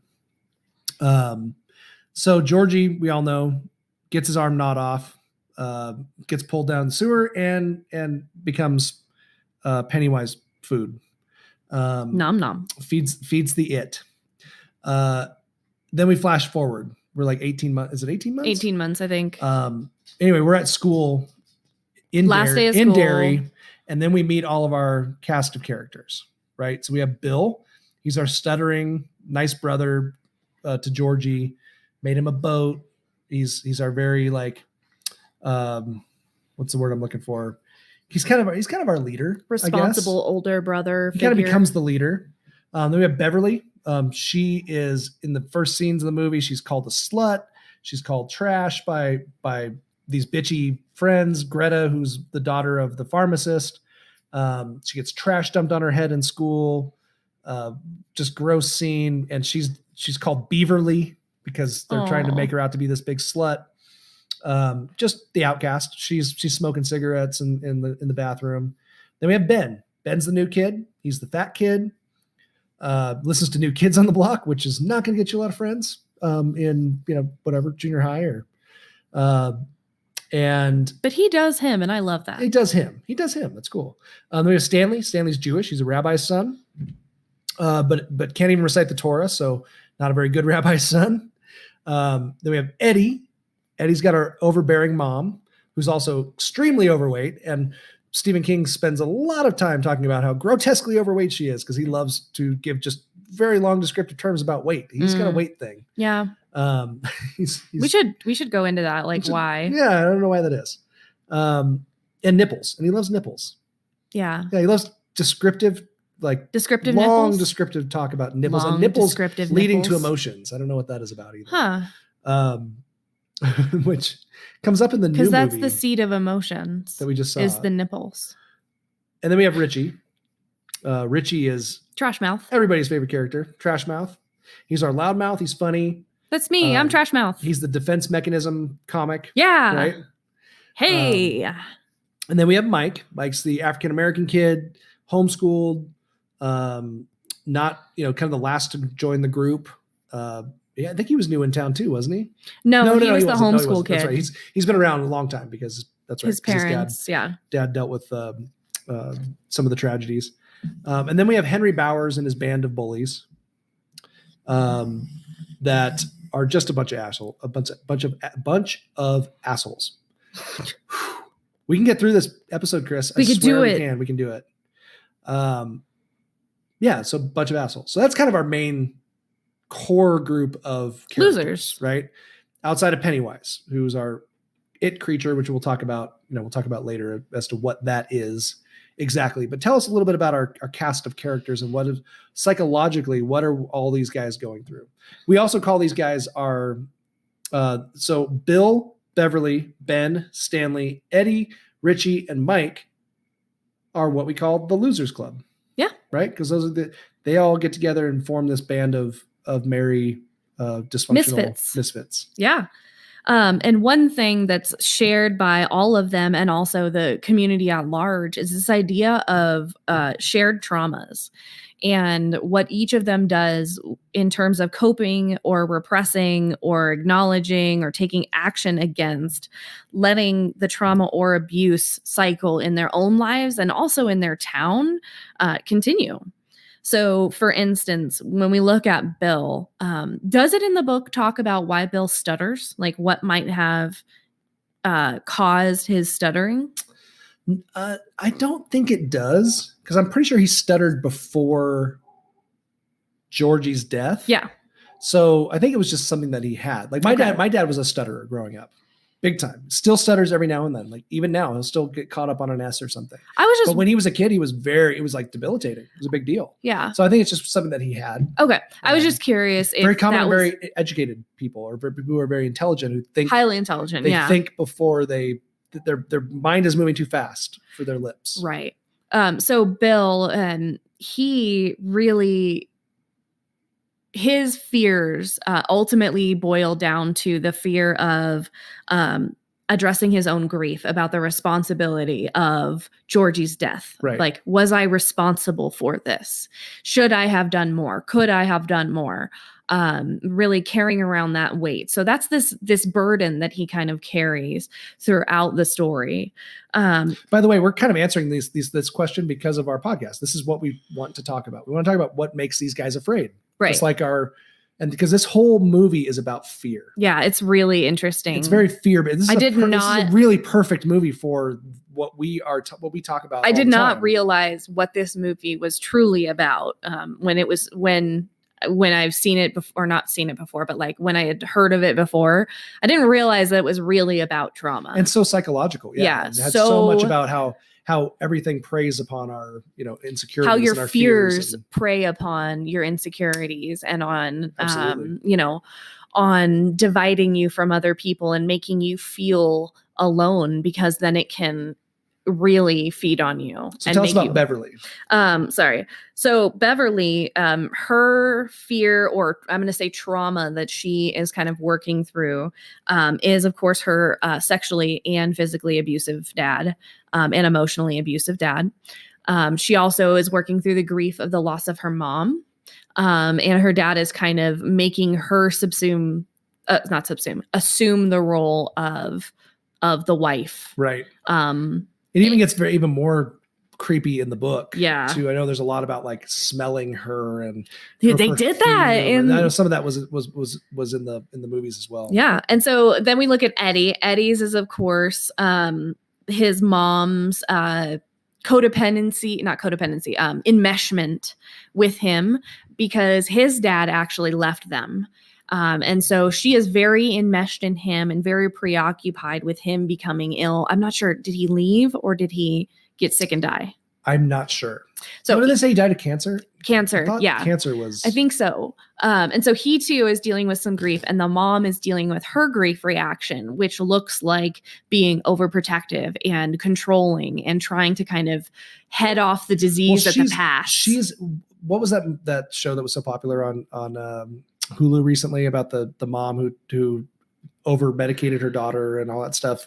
Oh gosh. What was that called? I cannot remember the name of it. Me either. But that's what Munchausen, basically, right? I mean, that's what this mom had because she kept going to, and the book kind of draws that out more than the movies even do. But she was making up diagnoses for him and making sure that he was medicated for them. And that's why the pharmacist was like, I'm just going to give him placebos because he doesn't have any of this shit. Exactly.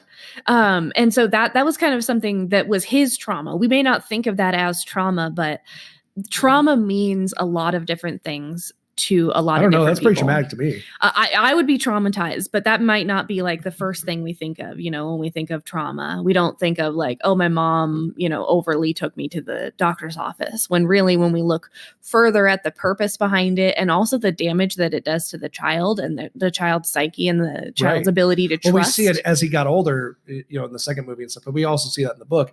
He's constantly trying to, still doing the same stuff. Yep. We see those same patterns. Still dealing with the same thing, like medicating himself and feels like he has all these afflictions and ailments. Well, and also he's a risk management guy. It colored the way that he chose his career. And we do see that with the other members of the Losers And I can't Club. remember if that was actually in the book or not, but I don't know either. But I've never read it. It was a nice take in the movie. I can't remember if it was in the book. So far, lots of grief, right? Loss of family, loss of independence, loss of control, loss of primary caregivers. Then we see Ben. Ben comes in. He is really the most uncomfortable in his own skin. And that kind of is his trauma, is that he is so uncomfortable in his own skin. Even though he knows who he is, he knows he's a good person. He knows he's sweet. He knows he likes New Kids on the Block. He knows very intelligent. He's very intelligent. Researching, crazy stuff. I relate the most to Ben. Right. Because he's like into history and he's into researching stuff way beyond his years. Like, right. I used to do that stuff like in junior high. I was like reading weird, long academic texts because I liked them. I really enjoyed like weird stuff, like weird research on historical things. And so that made him just a little bit different and a little bit outside. And I think that's the thing that he struggled with coming back in through his adulthood still, is that idea that he still felt uncomfortable in his own body and in his own self, even though he knew who he was. So that was kind of his trauma that he works through during this story. Richie. What do we have for Richie? Richie Trashmouth, in the movie, it appears to be his repressed sexuality. Right. And I think in the books, it was kind of alluded to. And there's always been this like, did Richie really have the hots for Eddie? Kind of thing. It was never explicitly said. But I think the movie kind of made it more explicit that the Richie character, that was what was going on. He was really dealing with this repressed kind of homosexuality and his feelings towards Eddie, or maybe bisexuality, who knows, but feelings towards somebody, his sexuality in general. And then the bullies called him a faggot and all these things and all these words, right? So there was something there. And I think that was in the book as well, there was this like sense that maybe that was what was going on, but nobody was really sure because it wasn't explicitly laid out. Right. And I think too, beyond that, we can also see that Richie's how he copes with his trauma is through humor. Defense mechanism comic. Yeah, he is. I don't know anything about that. Is the jester, and I find it really funny that his fear is the clown. In the movies, I don't remember that in the books. I think in the books he was the one that got attacked by the werewolf as his fear. Interesting. Because I think they went to go see werewolf movie, and I think it was a werewolf that was his first kind of thing. But I could be wrong. There could be a part in there where he also talks about fear of being afraid of clowns too. But I liked that they did that in the movie. Yeah, I found it really interesting because it was. I could be totally wrong. I could be forgetting. It was holding. It's a big ass long book. I'm not sure if you know, but it's 1,128 pages. It was holding a mirror to Richie and saying, you are the clown. Do you Which like makes this more about sense. you? So if Stephen King didn't write that into the book, he probably should have. Yeah. So that's always a good. I didn't like the ending anyway. So. But. And then we have Mike, who, again, grief and responsibility for his parents' death. In the movie. Because that did not appear in the book. That was definitely something that was a difference between the book and the movie was Mike's parents in the book Mike was his dad had survived the fire arson at the Black Spot, which was a nightclub for like African Americans that was torched by the KKK back when I almost said Twisty, back when Pennywise was doing all of his stuff 27 years ago. Right. But his dad had survived, and his parents had survived. They weren't dead. And his dad actually picked fights with Henry Bauer's dad. And there was this whole storyline about Mike's dad. So I thought it was kind of weird that they made Mike's parents these like supposed like crackheads who had killed them, who had died in a fire, and he was the only survivor, and then he got adopted. As opposed in the movie, that was a whole. That as opposed to a more racially tense, representation where somebody intentionally, which is more consistent with the themes that we see in Derry when Pennywise comes around, is that there's interpersonal we see all of these violence. things going on in the city and Right. the town and stuff. I thought it was kind of weird that they changed Mike's It was storyline interesting, that way. but and made really- him this orphan. Either way, like Mike's trauma is his generational racial trauma Sure. that he's experienced. Sure. So that's his trauma that he's the carrying. outsider. He's an outsider. He's the homeschooled kid too, so he's not going to school, with everybody else, and so he's kind of this outsider kid, and he's also the black kid, in a predominantly white neighborhood, and all those kind of things. for sure. And then last but not least was Stan. And Stan was kind of the last one that I was able to put my finger on what might be his kind of trauma or thing that he's carrying around that Pennywise can capitalize on. And we talked about it today. And finally, I think I've kind of come to realize that his trauma was that pre-fear feeling. He was so afraid. He was afraid of being afraid. Yeah, and he was so afraid of unpredictability. And I know he was kind of a perfectionist. I think he wanted to be like, he felt like he had to fix everything around him or be like, or not put himself in a position that might not be. It had to be highly predictable. Everything Right. in his life had to be Right. predictable. I mean, in the movie, they're talking, he and his wife are in the second part are talking about how she's like, "Oh, are you sure you want to take this trip? I know it's spur of the moment, like, oh, okay, I'm buying it. We're fucking wild, Yeah, we're going crazy. Yeah, 'cause going crazy. His environment is completely his dad tied up. wanted him to be this very strict Jewish, upbringing, and he apparently had not been very good at reading the Torah and doing the things he was supposed to do to get ready for his bar mitzvah, and all of these things. So you see a lot of that kind of very strict, kind of stringent moral upbringing that I think maybe affected him as well. Yeah, absolutely. And he truly craves predictability. And that's a problem when you consider that its main function is to be unpredictable and to be subjective and to be ambiguous and to cause those feelings. And so to have an entity that in itself is prepared to cause you that anxiety is terrifying if you come at it from Stan's standpoint and from his kind of fear of dropping the ball or fear of unpredictability, fear of not being ready, and so we see all these heavy trauma themes.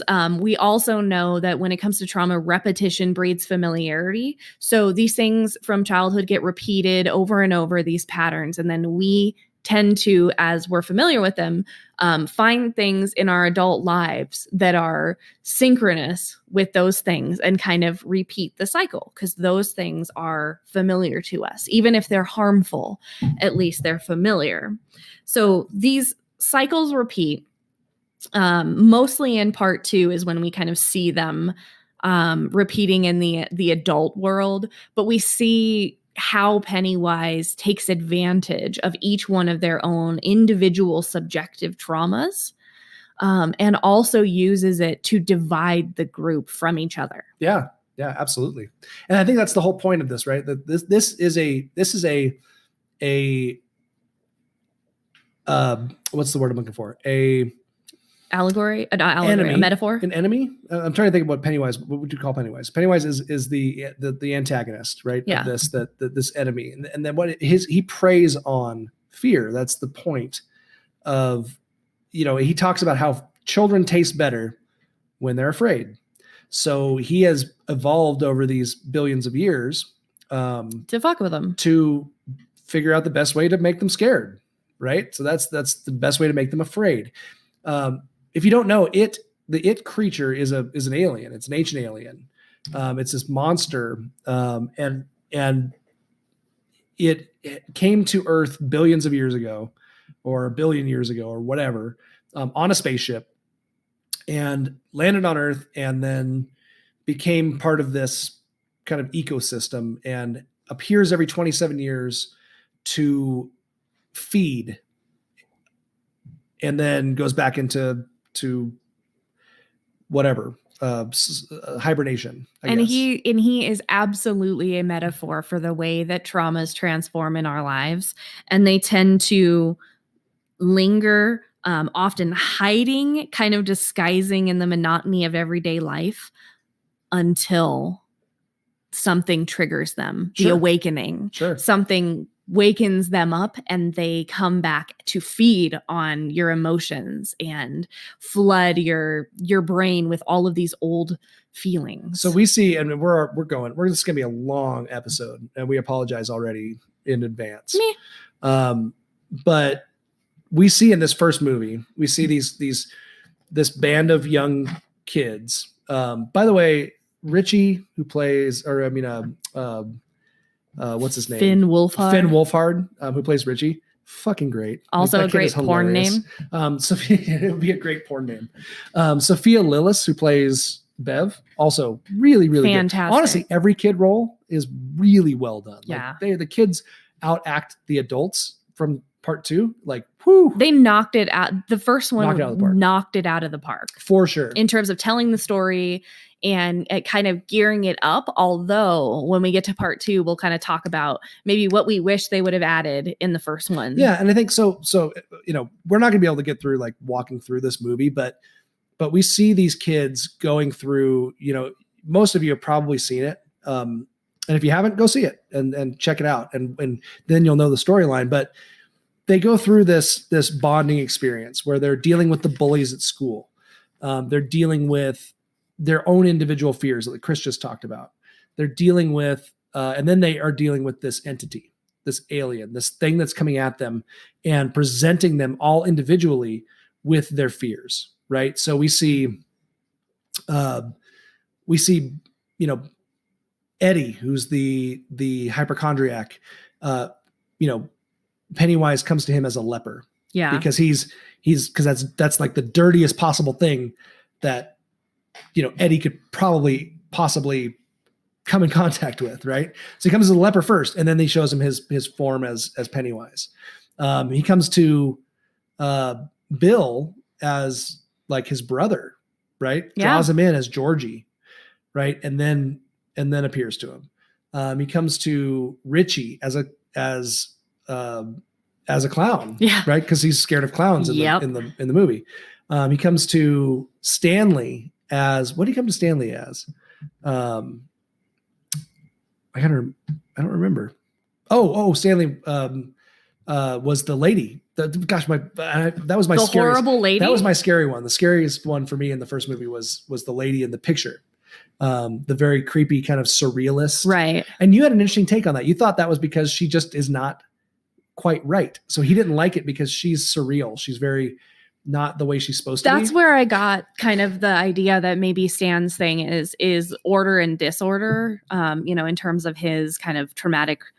When he walks into his dad's library, what's the first thing he does? The first thing is he looks at a picture and he adjusts it so that it's straight. And then he steps back and he makes sure it's straight. So it was like he's very like buttoned up. You know? He needed to make sure. It was like he was like had that like OCD a little bit. Yeah. Like, and that woman, her face was distorted and disorganized. It wasn't right. And it wasn't not right. So I'm wondering if that's how they that's how it was kind of meant to be. Yeah, and it's funny. I've not heard that perspective. I think that's spot on. I mean, it really is.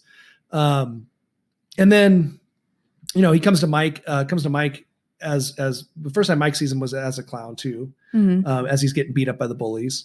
And that was one of my favorite parts when Bill Skarsgård waves the arm of Georgie, Georgie. at him Mike, and has this big ass smile on his face. And then he comes to Bev, mostly in the form of her dad. Yeah. Or as blood. The blood and the stuff that comes up in the bathroom. That was the first time she had the experience of all of those things. And she experiences this crazy scene, right? Where the blood comes up out of the sink, covers the entire bathroom. Dad comes in and doesn't see any of it. He's just like, what's going on? What's wrong with you? Because there's a very big, important point about the adults versus the kids in this town. The adults, whether it's the grasp of the entity or what it is, but they don't see what's going on. And then they actually turn a blind eye. They refuse to acknowledge it. Yeah. And I don't know if it's whether it's a kind of a commentary about kind of the sins of the father kind of going on to the children, that kind of idea. But we definitely see multiple times where things are taking place right in front of the adult's eyes, and they are willfully shutting the door and making sure that they are not acknowledging it. Yeah. And we see that that's influenced by the creature. In some scenes, like the one where Ben is getting Henry is carved. The bully is carving into Ben's stomach, right?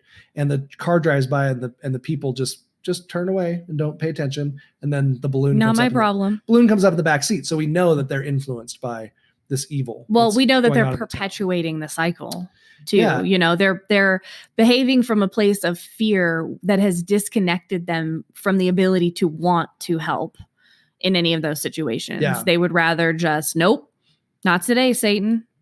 There's a quote that Bill says, Derry is it, and it is Derry. Oh, damn. So that's the concept, right? That the town has been taken over by this entity, and that the adults have turned a blind eye to all of the crazy shit that's going on. The fact that these kids are all missing all the time, and there's just violence and there's hatred, racism, bullying, homophobia, all of these things that are going on, hate crimes and all this stuff. Well, and that connects to everybody on a very regressive and raw level. It hits right where many of us have been hurt. Yeah, absolutely. Absolutely. So obviously we're not gonna be able to get through all of the first movie and kind of giving the synopsis of it. But basically the kids battle the creature, right? They battle the bullies, they battle the creature, they battle their own demons at home. And then ultimately at the end, we see this like temporary victory over Pennywise the clown. Right. They think they've kind of beaten it down and kind of battled it into its own lair again. Yeah, but they also, they come out, and this is where we go into our preteen orgy that we talked about at the beginning. That doesn't happen in the movies. But in the book, they are down in the sewers and they're trying to get out. And for some reason, Bev decides she needs to have sex with all of them. Everybody in the Losers Club. What the fuck, Stephen King? To win the battle against Pennywise. To solidify. But again, like their transition to adulthood. It's symbolic, right? Because we see this like there's a lot of emphasis on childhood to adulthood. Loss of innocence. Yeah. And this is kind of symbolic of that.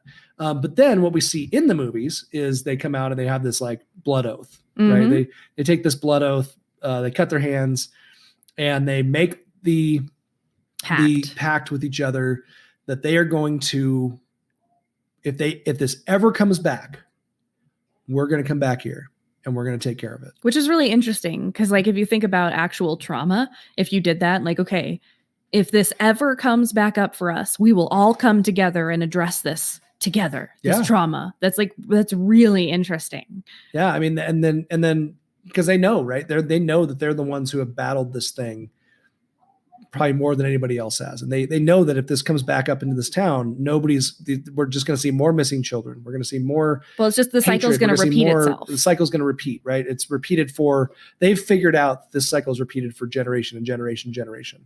So they have taken it upon themselves to come be the crusaders that are going to snuff this thing out next time around. Right. And there is a theory that although it was here billions of years ago, that it was not capable of truly existing or being active until humans came around, because humans have the relational aspect and also how did it feed? And also the ability to feel fear beyond just like a startle reaction. But it doesn't say that he has to have fear. He doesn't have to have fear to eat. He just likes it better. Yeah. It just tastes better. It tastes better when they're fearful. Makes the meat taste better. That's right. That's what he says. So, I wonder how he ate before, and again, we're talking some coked out Stephen King stuff here that involved, there was a brother that he had, that this it creature had, that was a turtle named Maturin.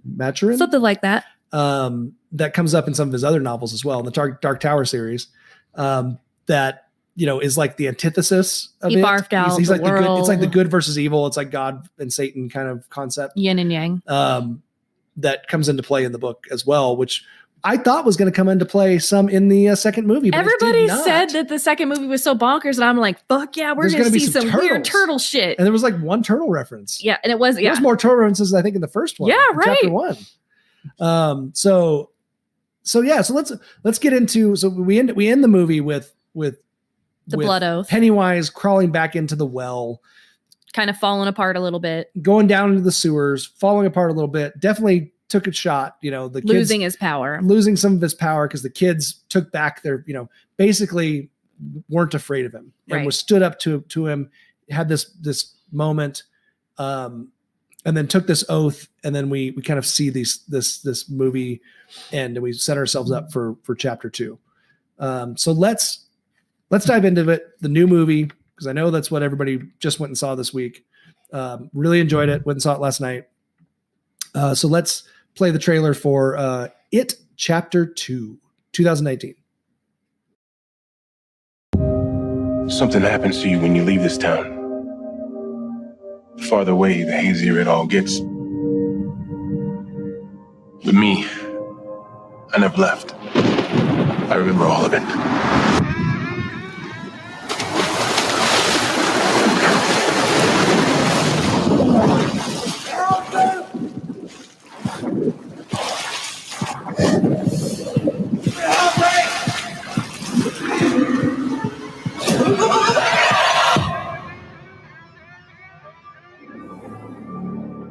To the losers. We made an oath. I swear. If it isn't dead, if it ever comes back, we'll come back to it. We didn't stop it. Pennywise. The clown. We can't let it happen again. Hello? Kid!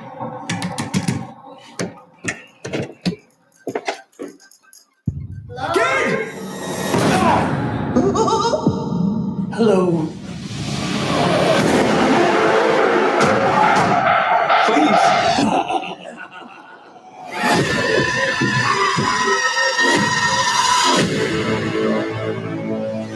For 27 years, I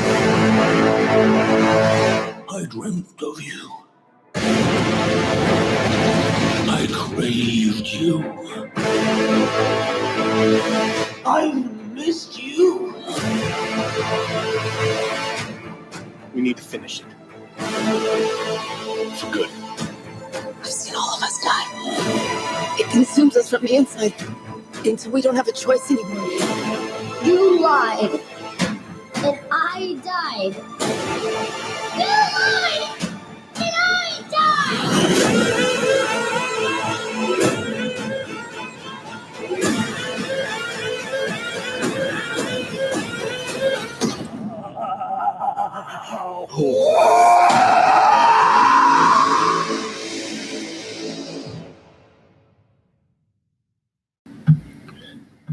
All right. So the long-awaited second chapter of this movie came out this week. We ran out and saw it with some friends last night. I'm still processing it. I really have struggled with this episode, and you've probably heard that we're struggling a little bit with this episode because there's a lot to cover here. There's a lot to unpack. It's a lot to unpack. And we normally go kind of step by step through these movies, but we just can't do that with these. Like, we just have to kind of talk about them as a whole and then kind of dive into like the fear stuff and the clowns.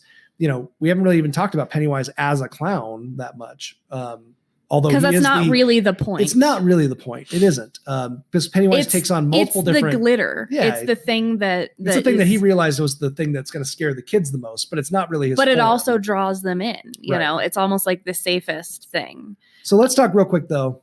Pennywise as a clown. What do you think? What do you think about Pennywise as a clown?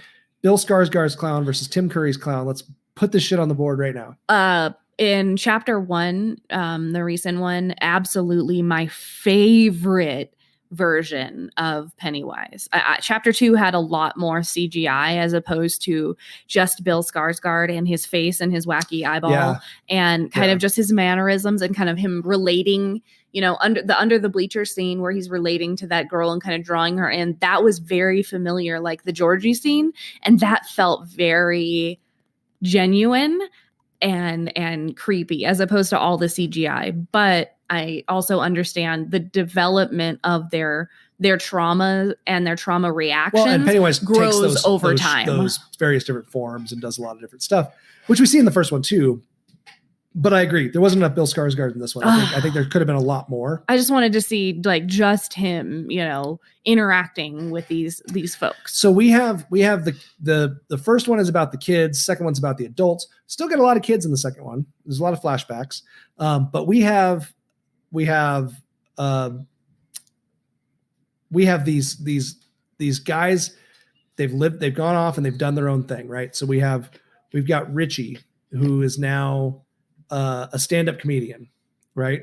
I think in the original book he's a DJ, which I kind of wish they had kept. Like, why couldn't they just make him like a freaking morning shock jockeys are not like a whole like really super huge nowadays, but though, right? Richie was a morning zoo fucking DJ. Yeah, he like, was. I wish they had kind of left Mouth. that because it was perfect. Like, I kind of wish they had kept him as like a shock jock or something. Yeah, he's like that. the one that wouldn't be afraid to say. But anything. they made him into a Bill Hader played him, and he played him amazingly. So good, wonderful job. I have two performances that I thought were fantastic. Bill Hader's was wonderful. Jessica Chastain's was also very, very good. Absolutely. Everybody's been raving about James McAvoy. I was not that impressed. What do you call him? Poor man's Jeremy Renner. That's true. He's poor man's Jeremy Renner. Yeah. Not that I dislike him in any way, but I just don't think he was that great. I thought there was him and Mike and Ben was okay. You know, there was a lot of overacting. Yeah. I felt like, and honestly, they may not have been their fault. It felt like the script was just did not lend itself to like. It was so much shoved into this movie. There would be, I think, a better opportunity to showcase the irrational desire in them to kind of relive their trauma unknowingly in their adult lives because they don't remember the trauma, but yet somehow they're still repeating these patterns in their adult lives. I think there could have been a more succinct way to explain that. But that's where it comes in that we kind of talked about last night when we feel like maybe part 1 needed a few other things to make part 2 more cohesive. Yeah. But when they started making part 2, they went, you know what? We fucking forgot We this. should have put this in part We need 1. this. Yeah. It felt we like need that. yes. So now we gotta the Yes. first part of it felt like it felt like I was Stephen King on cocaine writing it. It was back and forth. It was just disjointed. really cohesive, and it really flowed. The really first well. one. First one. Second one. My first impressions, and I say this with this caveat. I really did enjoy it, and I will absolutely watch it again, and I absolutely do recommend it. But my first impressions, very long, too long, felt too long. You should have either made it a 3-part or It really cut could have been a 3-part for sure. Melodramatic. There was parts in it that just felt so melodramatic. Overacted. Script was a little bit tried to be too funny. And it tried to, it was too many jokes, which really drowned it out.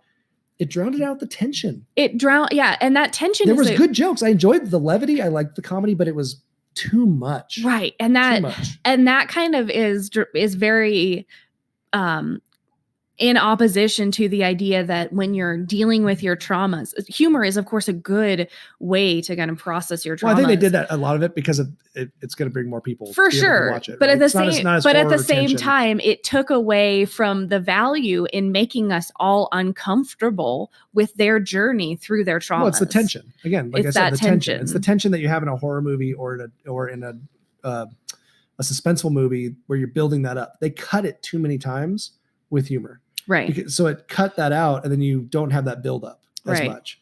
But we'll start with that, right? A little bit of our feeling about it. But we open the movie with Adrian Mellon, the Adrian Mellon story, which is how the book kind of opens up. It's one of the first few chapters of the book. We see Adrian Mellon and Don Haggerty, who are a gay couple, and they're at the town fair, right? And they start getting picked on by some bullies, some hate-filled trash people. So we'll call them hate-filled trash people. Hate-filled trash people. Those are the worst. And they get beat up, and Adrian gets tossed over the bridge into the river. And then Pennywise fishes him out and eats him in the movie, it's in front of Don. And then we see all these balloons come up under the bridge, which was very faithful to the book, which I thought was really interesting. So it was a really interesting start. And I think it was great because it set the scene for, again, this town, it is Derry, right? Derry, this evil entity is the town of Derry. And it has its tentacles into all of these various things that go on, all the hate and all the It has a very things. deep reach. So Mike gets wind of this, right? And he goes, oh shit, it's back, bitches. Call up the troops. Mike is the only one who has stayed in town out of all of the losers, right? In the losers club. Mike is the only one that stuck around, right? And he's the town librarian. And there's something to be said about that because he cannot, because he is in the town, he cannot avoid the trauma of this and he experience. Can't forget. He cannot He's the forget. only one that hasn't forgotten. Everything Everybody else reminds him of it. That's right. Everybody else has forgotten. And there's something about the kind of supernatural element of this, right? Or whatever it is that has not necessarily supernatural, but whatever this alien entity has over Derry, it has not allowed Mike to forget and has allowed everybody else to forget almost everything. Which is very symbolic. Sure. Absolutely. So then we have the phone calls from Mike, right? Mike starts calling up the Losers Club. Calls up Richie. Richie, it's back, bud. Richie pukes. Eddie, man, it's back. Eddie gets in a car wreck. Bill's working on a movie set. Bill, it's back, bud. Bill starts stuttering again. Wife's going, what the fuck, bud? Calls up Stan. Stan goes upstairs, slices his wrists, writes it on the wall. Stan's dead. Calls up Ben. Ben's hot. That's kind of all Ben does. He's just hot. Just a good looking dude now, apparently. I don't even remember what Ben did. He just got kind of flustered in his hotness. But he was Fat Ben turned into Hot Ben. And he's now a contractor architect. Calls up Bev, and Bev is running this very successful clothing line with her husband, but her husband is Dad 2.0. Yeah. He's beating her. And abusive. Eddie's wife is Eddie's mom 2.0. Yeah. Well, and Eddie's wife is just like his mom. Bev gets just a beating from her husband. He takes out the belt, starts beating her. She finally gets away. It was tough to watch that scene. Yeah, it was rough. I mean, but that's Bev, again, it shows these cycles. The recurrent cycle of trauma. They have trauma. stayed in the cycle of trauma, and they have still latched. They still have those fears and those same things kind of latching onto their lives. Even if we don't remember it, that irrational desire to relive the past trauma and repair the past trauma is in order to understand and move beyond it is how they gain their power, but they can't because they've forgotten the trauma altogether. So it's lying dormant deep inside of them, just waiting. They don't even realize why it is that they are the adults that they are. Right. Because they've forgotten all of these things that have happened to them. Yeah. That they experienced growing up, that we saw, in the first movie. That really made it so that the past informed their future. So then we get to, they all come back to Derry. They all make the decision. We're coming back to Derry. They made this oath. They all come back, and they meet at the Chinese restaurant for dinner.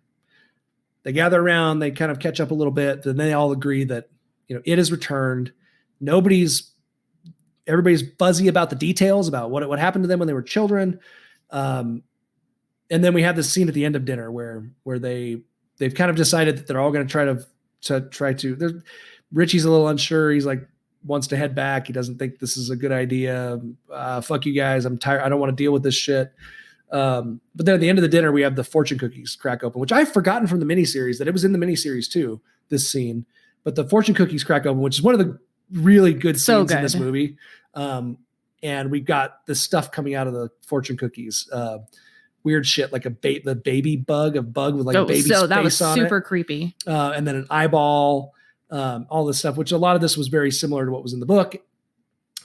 Great scene, really good stuff. But immediately these guys go, oh shit, it's back. It's doing stuff to us. It's causing us to see things that are not really there, and I don't like it.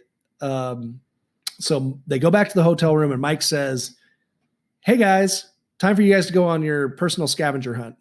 I need you guys to go find a relic so that we can kind of go through this ancient ritual and get rid of the ritual of Chud and get rid of this thing once and for all." Right. So they all have to go out and find an artifact that kind of represents their childhood, their battle something that with Pennywise in the beginning. It's a little bit unclear. No, it's something that triggers those same emotions from a time period that was very traumatic for each of them. So this is where and we were talking about this. This is where I feel like they shoved in a bunch of stuff into this area of the movie that really should have been in the first movie, but they were like, "Oh shit, we didn't put it in there, so now we've got to explain that. Now we got to force it into here." So now we have this montage of these guys running around town, and they're all kind of ostensibly just MacGuffins, which are just scenes that are they're just there to keep the plot in motion, but don't really have any like value in and of themselves, except to show us how they go get their little artifact, and their individual battles with their traumas. And don't get me wrong, again, fun scenes. Probably my favorite scenes in the movie are in these montages, which we have Bev going out to the apartment that she used to live in with the old woman, which we all saw in the trailers. And you did not like the old woman. I did not. So what they didn't show in the trailer, they showed the old woman and they showed some of the scenes from there, right? But they did not show the fucking creature she turned into, and I did not like it at all. The old woman with saggy titties? Fucking terrifying. I did not like it. Probably my absolute of this entire movie franchise, my scariest moment was the old lady. I did not like the old lady or the thing she turned into. Not a fan at all. And then we have, and her artifact was the postcard that she had kept in the wall, the one that the January Embers postcard that Ben had written to her. The poem. So then we have Ben. Ben goes to school. And I kind of can't remember exactly what Ben's His is the Pennywise? notebook page that Beverly wrote. I know it was a in. notebook page, but what was his monster? What came after him? Do you remember? I think it was a mummy. Or Was it a something. mummy? Because there was a mummy when he was younger too. Maybe that's what it was. And then he gets into the locker, and then Pennywise shows up in the locker. Yeah, because Pennywise always shows up at some point, or turns into goes from whatever their fear-based creature is to himself as his favorite character. And then we have Bill. Bill goes to the sewer, of course, where Georgie was killed. Pennywise appears or whatever, and he gets the boat. And the boat is his thing. And then we have Eddie. Eddie goes back to the pharmacy where he gets all of his meds that his crazy mom makes him get. And he gets his inhaler and then goes downstairs to the basement. And there's this scene where his mom's tied up and the leper shows up, right? So the leper from and his he feels childhood. like he has to rescue her. Right. He has to rescue his mom, which again, yeah, talk about psychology, Mhm. right? Like there's He feels- so much. he feels responsible. for his mom, even though his mom has always been this very Controlling. Is it codependent? Is that Helicopter. Is it a codependent relationship? No, it's enmeshed. It's Yeah. an enmeshed relationship. So then we have Richie, and Richie goes to the arcade where he used to play Street Fighter or whatever, and pick up on dudes. Sees this, yeah, and he made, I guess in the movie, That was the in the movie he makes a pass at a guy, or kind of well, you can insinuates he tell might that have- like he's enjoying his company. yeah, and then the bullies pick on him and call him names, and being teased for his sexuality, which he's never really dealt with. And then he goes across the street and he's all bummed out and he sits on the bench across from the big Paul Bunyan statue. And then we have my second least favorite or most favorite horror scene in the movie, The which is Tanatomophobia. the Paul Bunyan statue coming to life was pretty badass. Yeah, that which was kinda Stephen gnarly. King specifically requested that scene be put Included? into the movie. Yeah, which I thought was interesting. It's I think it's important. I haven't quite figured out why the Paul Bunyan statue is so connected to him in terms of his fear. Like maybe he does have a fear of statues. Right. If you have automaton phobia, trigger warning. That would be super hard. Like our friend who wrote in quite a few episodes Angelica? back. I can't remember what her name was, but she wrote that she had I forgot to write it phobia, down. and she was like going to New York City to see the Statue of Liberty. This scene would not be super She would not be uncomfortable. a fan of this scene. So just a warning there if you watch the movie that this big statue comes to life and tries to eat. And they all have those jaws like the unhinged Pennywise jaw. has. And so if you have odontophobia, yeah, not going to be a fan of this either, because teeth, lots of decay right? and fear of teeth. Not good, because when Pennywise opens his mouth, he's got like 50 rows of so teeth. many. Not cool. So very freaky there too. And then Mike recovers a rock. So anyways, Richie gets a game token. That's what his little deal is. And then Mike recovers a rock from the fight they had with the bullies initially. So then we go through the movie and we've got Henry Bauer showing back up and doing some stuff, doing Pennywise's bidding.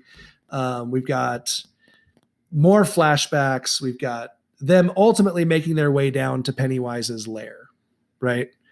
All this stuff leads up to the great ritual of Chewed, where they all throw this stuff in the middle.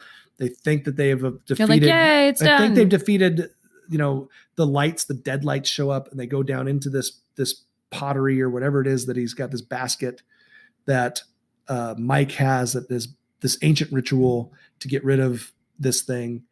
And the balloon starts blowing up balloon from starts inside. blowing up inside of it, and we realize never mind. This didn't work. JK.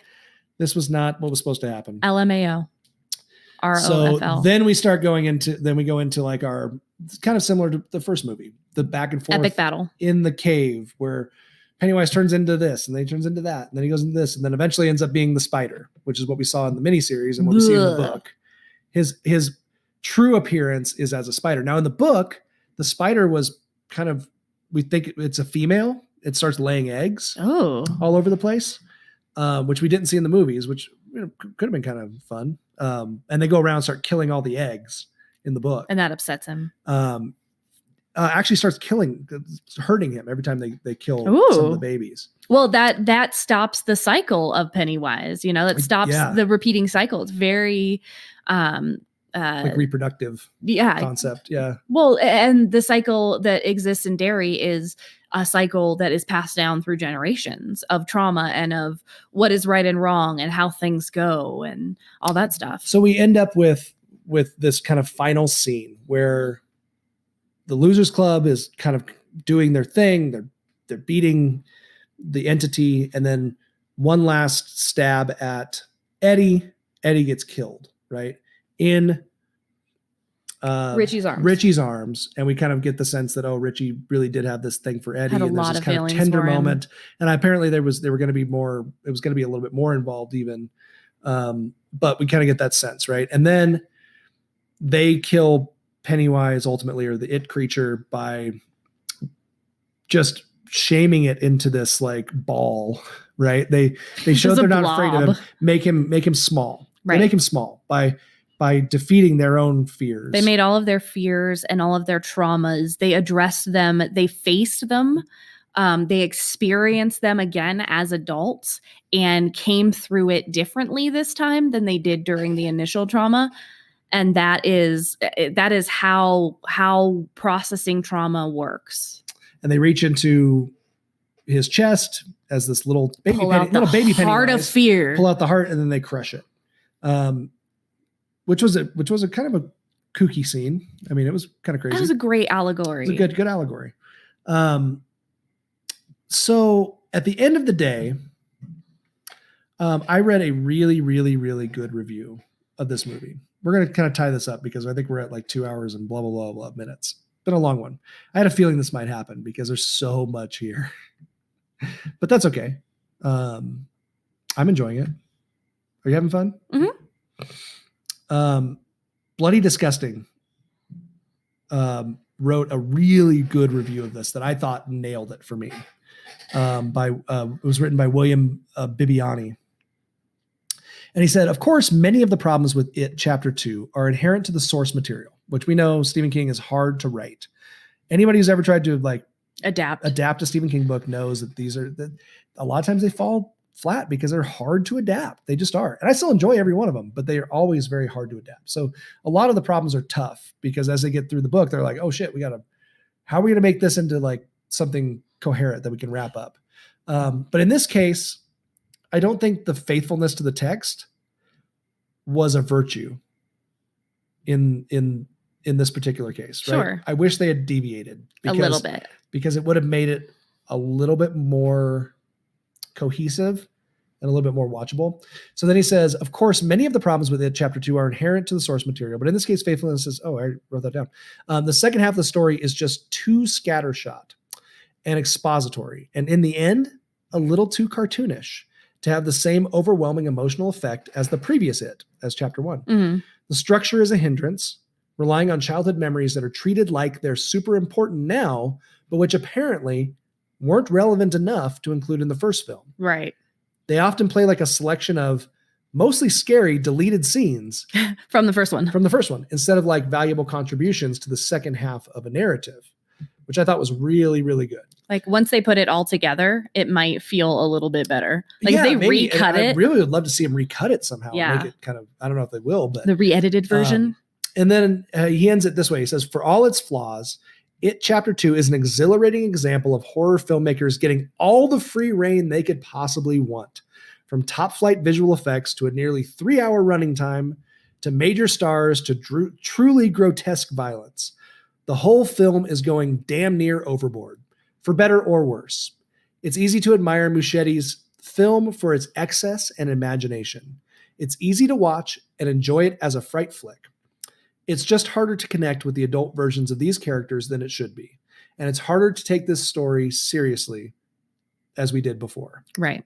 And I think that really puts its finger on it. Mm-hmm. You know, that's kind of how I walked away from it. I went, man, I saw a lot of cool shit. And it still kept very true to the story, but it just felt very disjointed. I found myself imagining what all those characters would do, but just arranged differently. Yeah. You know, like in my own head after I saw it. So that was that was it. Chapter 2. I wish we could have really done more of a deep dive into kind of more of the details, but I think as far as the psychology went, you did a really good job of pulling that out of these movies. And I think that's something that I hadn't read a real good breakdown of, is each individual character and how they dealt with their fears and their various different, phobias and psychology. So I think that really, maybe we brought something a little different to the table than just I hope breaking down so. the movie. We're trying to do things right. Yeah. But we were also in a foggy state of almost near sickness. I'm getting there. Mm-hmm. So if we rambled a bit, I apologize, but I really enjoyed this Fear of Clowns week. 2 weeks. This Fear of Clowns 2 weeks. I love it. And that always makes it harder to talk about because you want to talk about everything. So much. There's so much we didn't get to that I wanted to get to. I had 8 pages of notes. Holy smokes. Like, I feel like I should just read, like, just do a separate segment where I just literally bonus read episode my notes. That goes through like every part of the movie, because there's so much good shit. I mean, we didn't get to talk about, a lot of the little details that I wanted to get to, especially from the last one, because we watched that one again today. But Eddie in the first movie, full of clowns when he walks in that room. Great Fear of Clowns scene. So good. We didn't even get to talk about that one when he walks in and there's just clowns everywhere. That's a good one. We didn't get to talk about Eddie falling through the floor in the first one and breaking his arm. So we got to play. So we get to play this clip. Chris's compound fractures, which is my new favorite clip to play now. You so much. I hate you so much.